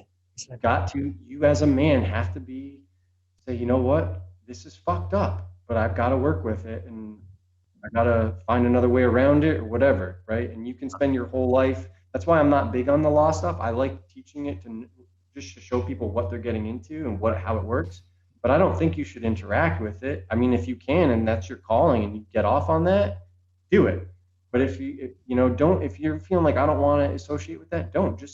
You just got to find a way to go around it and minimize your exposure to shit, because the world, the further I look back in history, the more I see is like nothing's changed in thousands of years, guys. We're in this situation today. It's just the same situation as our ancestors, dressed up a little bit differently. Right. And goes back to what Chance was saying, is like, are we destined for this? Is this a pattern? Like, are all these languages and symbolism like just something that expresses itself? Like, like you have the seed and the seed is already like programmed to know what to grow into.